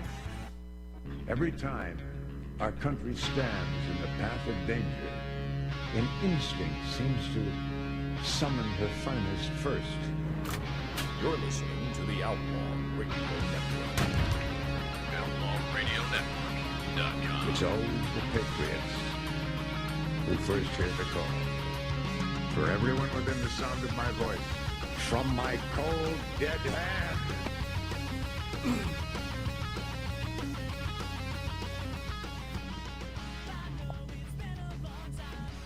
All right, it's the Outlaw Radio Network. Do you see who's not back in his seat yet? I was just looking. He's It's not- empty he's not there. space. He's not there. It really is when he does his best as a co-host. Is right now. You look so good. No. Hey, can I eat crow really quick? You want to eat crow? Yeah, it's not very often I admit that I was wrong. But you know the Olympics in Sochi or Sochi or whatever whatever it's called, Sochi was called. It wrapped up today, and there was not one terrorist incident. There was no issues, no bloodshed, no problems. I said 2 days before it started that I thought there was no way these Olympics got off without there being an issue. I was absolutely incorrect, and so I will eat crow and say I was wrong. Wait. What about the Olympics? There was no terrorism during the Olympics, and I said there would be. But there was killings. Well, there was issues in Ukraine. No, there was killings in Russia. Well, not tied to the Olympics. Yes. Though. Where? Yeah, the guy that was in charge of the rings for the ceremony or whatever. Yeah. I think something happened to him. What? No, that was actually a fake story. Was it? Yeah, it was. It was a fake story because did you read that on the? No. I just remember seeing something about it. I don't know. Somebody posted it or something. It was a fake story because one of the rings didn't light in the opening ceremony, I saw and that, so yeah. then somebody, I don't know, there was some story supposedly that he was killed, and yeah, it's my understanding that story was just made up. So. Yeah. Yeah. But no, I totally thought there was no way they played this thing off, that there was no way there wasn't a major issue, that there was no way there wasn't some kind of terrorist action. Now, I don't know if it would have impacted the games or just visitors or people in the Olympic Village or whatever, but there was going to be something. And I said it on my Facebook. I said it on the show. I just didn't think the Russians had this down. And clearly I was wrong. So but you know what? They're controlled media over there, and who's not to say they're controlling all the media coming out of Russia? And we don't know. That I don't think all the American. I'm just kidding. With ESPN over there, I don't think they could have pulled it off. Doesn't the state control? I mean, there is a state-run media channel in Russia, right? No, there definitely is, but if there was anything that happened in the Olympics area, then ESPN would have been all over it, and you know, would they really? The really? The CNBC, who's the? You mean like the wolf? The wolf. NBC Sports. Yeah. Yeah. You mean they were all over the wolf that was running through the athletes' dormitories, right? That story, like that story, right? No. Listen, I'm not saying they did everything right. I'm just saying I said on this show several weeks back that there was no way this was going to go off without some kind of a terrorist attack, and I was wrong. So I have to own up when I was wrong. I said I would win the football pool this year, and I was right. And I said, I'll say that again. I said I would win the football pool this year, and I was right. And I was wrong about the Olympics. You rigged it. I did not rig it, man. I don't have to rig anything. You rigged it. You made stuff worth different amounts of points when it came down to the end because St. Paul, the voice of reason, was kicking your ass. That's enough. I'm not talking about it anymore. I'm going to really? Gosh, that's fine. You guys sound like my kids. Okay. What the hell? Don't make me take you in the back and fair enough. Give you the belt. Take us in the back and what? Give you the belt, right? Give you the belt. I'm just kidding. Yeah. Hey, Kev. Yes. Straw Paul. See, that's not funny when I say it, is it? No, it was. It was cute, actually. Yeah. You know, I mean, it's cute when you copied try. it from you. Listen. So would you? This is going to sound weird to ask, but I'm only asking this question because we brought it up with Russia having a state-run media. Do you feel that now that Barack Obama, a Democrat, has been president for X number of years, doesn't it seem like MSNBC has become a state-run media? No. Does it seem that way to you? I'm just asking, and I don't honestly think they have. I think they're really close, but I don't think they're quite there yet. But that's why I'm just curious what you think. Well, let me answer this question this way. Yeah. I don't believe they're state-run media. I don't believe that there's anybody in the White House or anybody in the DNC who is specifically calling up DNC. I'm sorry, the Democratic National Committee. I know what it means. Who's specifically calling who's specifically calling MSNBC every morning and saying, "Okay, guys, here's the agenda. Here's what we're going to talk about today." You know, I don't think that they're controlling MSNBC. I don't think that they're not giving up some. I think they give MSNBC some good stuff. What they would like the image of the White House and the presidency and the Obamas to be. I definitely think. I think that MSNBC is all over that. I don't think they need to do that. Let me tell you why. I think MSNBC has carved out their demographic. Now, I think their demographic is a stupid one, but I think they've carved out their demographic. Wait, Kevin. Do you think it's a stupid demographic because they're losing in the ratings every day by 2-1? No, I think it's a stupid demographic because the demographic that they're trying to hit is generally a younger demographic that does not watch. The Kardashian generation. Yeah, they're trying to hit the Kardashian generation, which does not watch that type of show and isn't going to care about their kind of show. And frankly, they've got I got a new phone. Yeah. So Somebody's got to pay. Here's what I'll tell you though. I don't think the White House or the DNC has to call them and tell them. They're not state-run media, but they are the next best thing in the sense that they know what they want to portray and they know whose boots they're licking. They don't have to talk to Obama or the White House or the DNC. They just know when they have their staff meetings every day what they're going to talk about. They know, well, how does this get us closer to the hind tit of the White House? How does this keep us in their good graces? How does this enamor us to their base?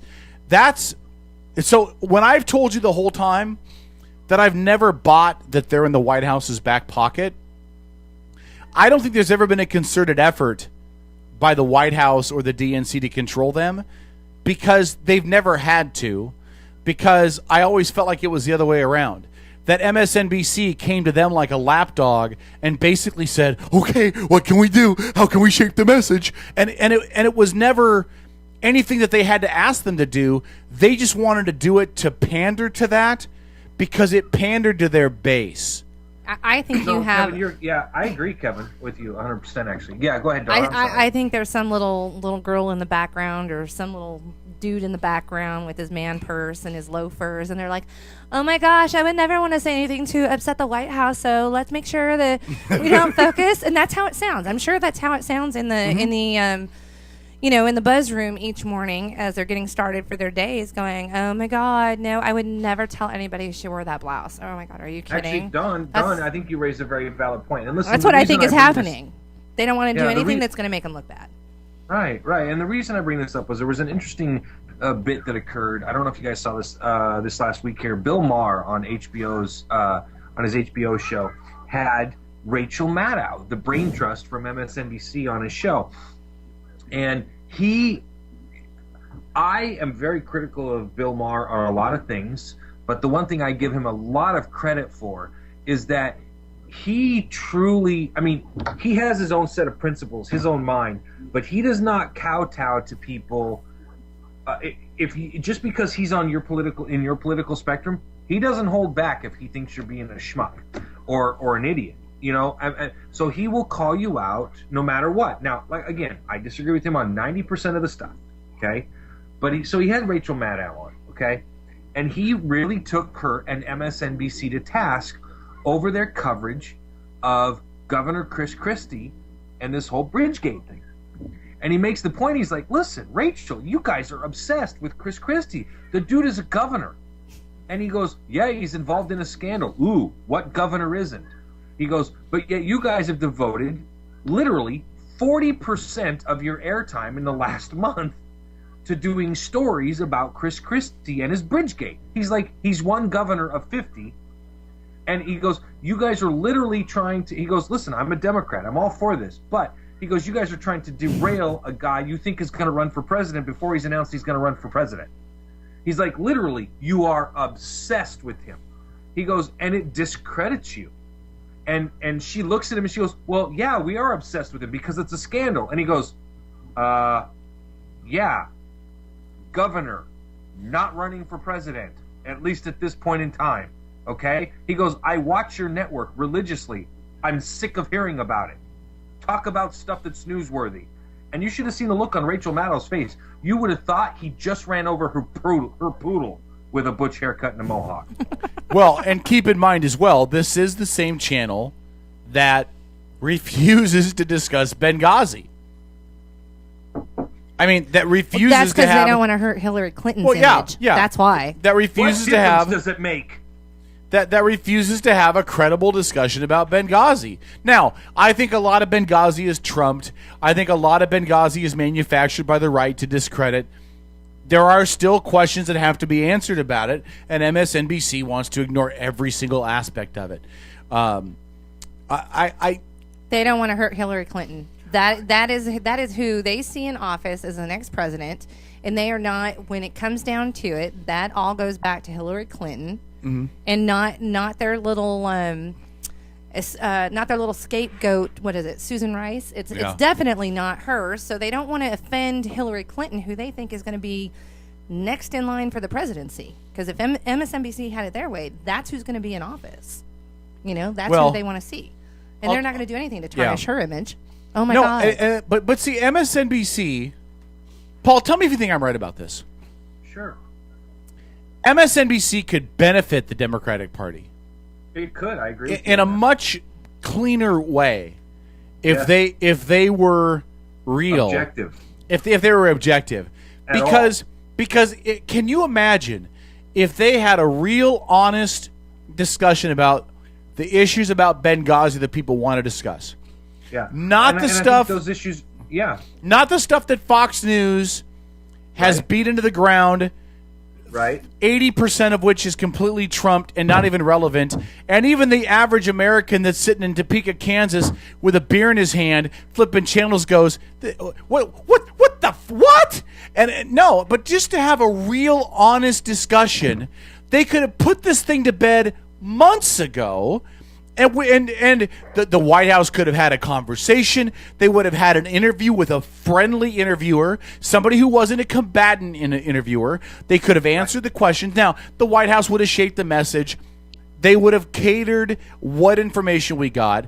But MSNBC could actually be an asset to the Democratic Party and to the White House in general by discussing the options and the issues about the things that people really want to know about.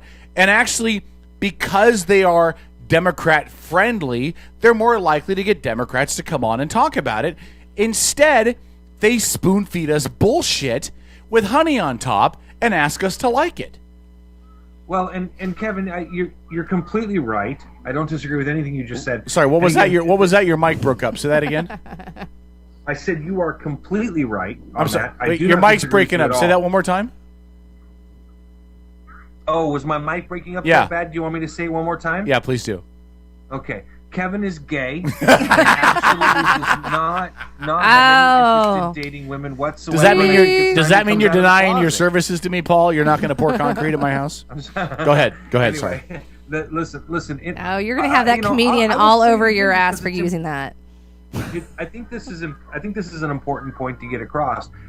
With regards to what you just said, Kevin, listen, again, MSNBC could provide a very valuable service, but I think the key lies in what you said at the beginning of your statement, in that they are so focused on representing the party.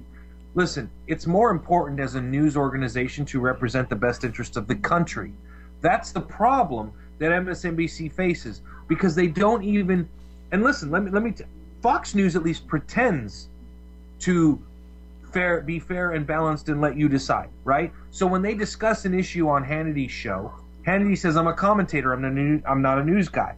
So he brings on a guy from the left and a guy from the right to discuss an issue. But as the commentator and the guy who leads the discussion, clearly it leans to the right. You follow me? Yeah. Rachel Maddow has not had a Republican on her show in 9 months. Okay? Now, this is an issue. Because you're not getting people who watch MSNBC. Okay, the 23-year-old college student at Yale watches MSNBC and it becomes gospel to him. Now, this is not somebody who's going to go out and have the best interests of the country at heart. This is an individual who now watches MSNBC as though it's religion. He's going to go out and he's going to do what he thinks is best because it's what MSNBC says is best. It's what Rachel Maddow says is best. And again, there is no news person and there is no commentator who does not have a slanted view of the news or politics. Nobody does. But go ahead. Sorry. I was just going to say, so they need to not pretend that they do. And now, so that's where I respect people like Rachel Maddow. Listen, it's fine that you don't pretend that you have that you're neutral. Fine, I get that. I have no problem with that. I respect you for that. I don't want to have to guess where your loyalties lay. What I do have a problem with is when you don't bring on people to challenge your own thought process. When you're afraid to bring on people who will say what you don't want to hear because you want to present such a one-sided view of the world and your opinion that you want to literally preach to your own choir. You see what I'm saying? Yeah. If now, Kevin, you and I, nobody, there is no problem. Nobody has any problem whatsoever knowing where you and I lay on the issues. But you and I, Kevin, don't have a problem having open, honest discussions about those same issues. We don't have a problem bringing on people that are one direction or the other. I don't have any problem, and I love it when Don Manning comes on. And you don't have any problem, and you love it when our friend from California, the federal marshal, who's a Republican, what's his name?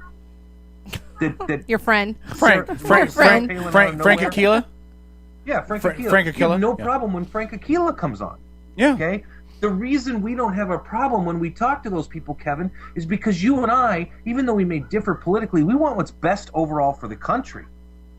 Which is why I've said many times, listen, I don't agree with Obamacare. It's a poorly written law, and poorly written law leads to poorly led execution, but I'm going to benefit from it. So, again, these are the kinds of things where real Americans have to have open and honest discussions. And people like Rachel Maddow or Chris Matthews, they are completely incapable of it. It literally escapes them because they get a thrill down their leg and they pee themselves when Obama speaks. They cannot bring themselves to be critical of anything whatsoever that the administration does. Why? Because he's orgasmic for them. Completely orgasmic. Well, and again, listen, it's a smart business decision if you're MSNBC, because that's the demographic you're trying to appeal to. So they want to appeal to that demographic, then they're going to continue to kiss the hind tit of that business demographic. Now, from a media standpoint, it's bad juju. The idea that you should be unbiased within the media, the idea that you're going to cover both sides equally, we've really lost a lot of that.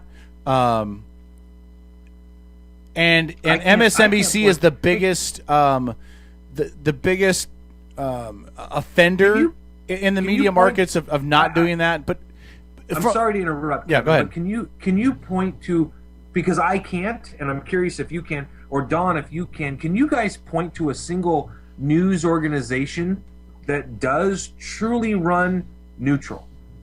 I don't think there is one, because you're talking about MSNBC looking for that younger demographic, that Kardashian demographic that I like to refer to them as, because we're just raising them young, dumber, and stupider at this point in time when they're tuned into that. You have Fox, on the other hand, who is catering to every demographic they can get their hands on: old, young, Hispanic. They're going in all directions as far as their demographic goes. They're very conservative. Because they have something that appeals to every young Republican, every older Republican, or conservative. I guess I should use the word conservative. They have something on their network that appeals to each and every one of those, regardless of their age. And let's not forget, CNN has Kathy Griffin and good God, and Anderson Cooper. Making sexual overtones to each other. It was on New Year's Eve. I don't know why you still have an issue with that. When you even mention Kathy Griffin, how do you take that even serious as being media? It's New Year's Eve. She was there because she was given the platform. You can't even take it seriously. You can't even. But she was given the platform. It was New Year's Eve. They have to try to be entertained on New Year's Eve. Nobody's going to watch a news show on New Year's Eve. Nobody did watch. I mean, they got to have somebody to get advertisement with. I mean, when it comes down to it, that's what they thought. Am I the only guy that would split her like a cord of wood? Because I would. Kathy Griffin, I would split that like a cord of wood. Can I just point out that it's one thing for two men to be in a room doing a show together when one of them's straight and one of them is gay. Okay, they're diametrically opposed. You know that they're not going to breed. Now, if you take a gay woman and a straight woman, you know that they're diametrically opposed. They're not going to breed. Now, if you take a gay man and a gay woman Kathy Griffin, and you have them make sexual innuendos towards each other, I don't know what you really... Can a gay man and a gay woman hook up? I didn't know she was gay. Well, Is she first gay? of all, yeah, she's gay. I didn't know she was I've gay. always been curious about that. I wonder because I have Yeah, a he's couple of gay. male I friends wasn't that are sure. gay, and they always say there's two things I don't do: cars and women. Well, I'm thinking, but what about a gay woman? Does she fit into your demographic? I don't know. But okay, so I seriously don't know that she's gay. I think she's really gay. No, she's gay. no. She's very I think gay. she's She's just very openly gay. supportive. No, she's openly gay. I'm checking right now. Hold on. Let's look and see, because I really thought that she was just very supportive of it. No, Kathy Griffin is openly gay. Hold on. I think she's just a big activist.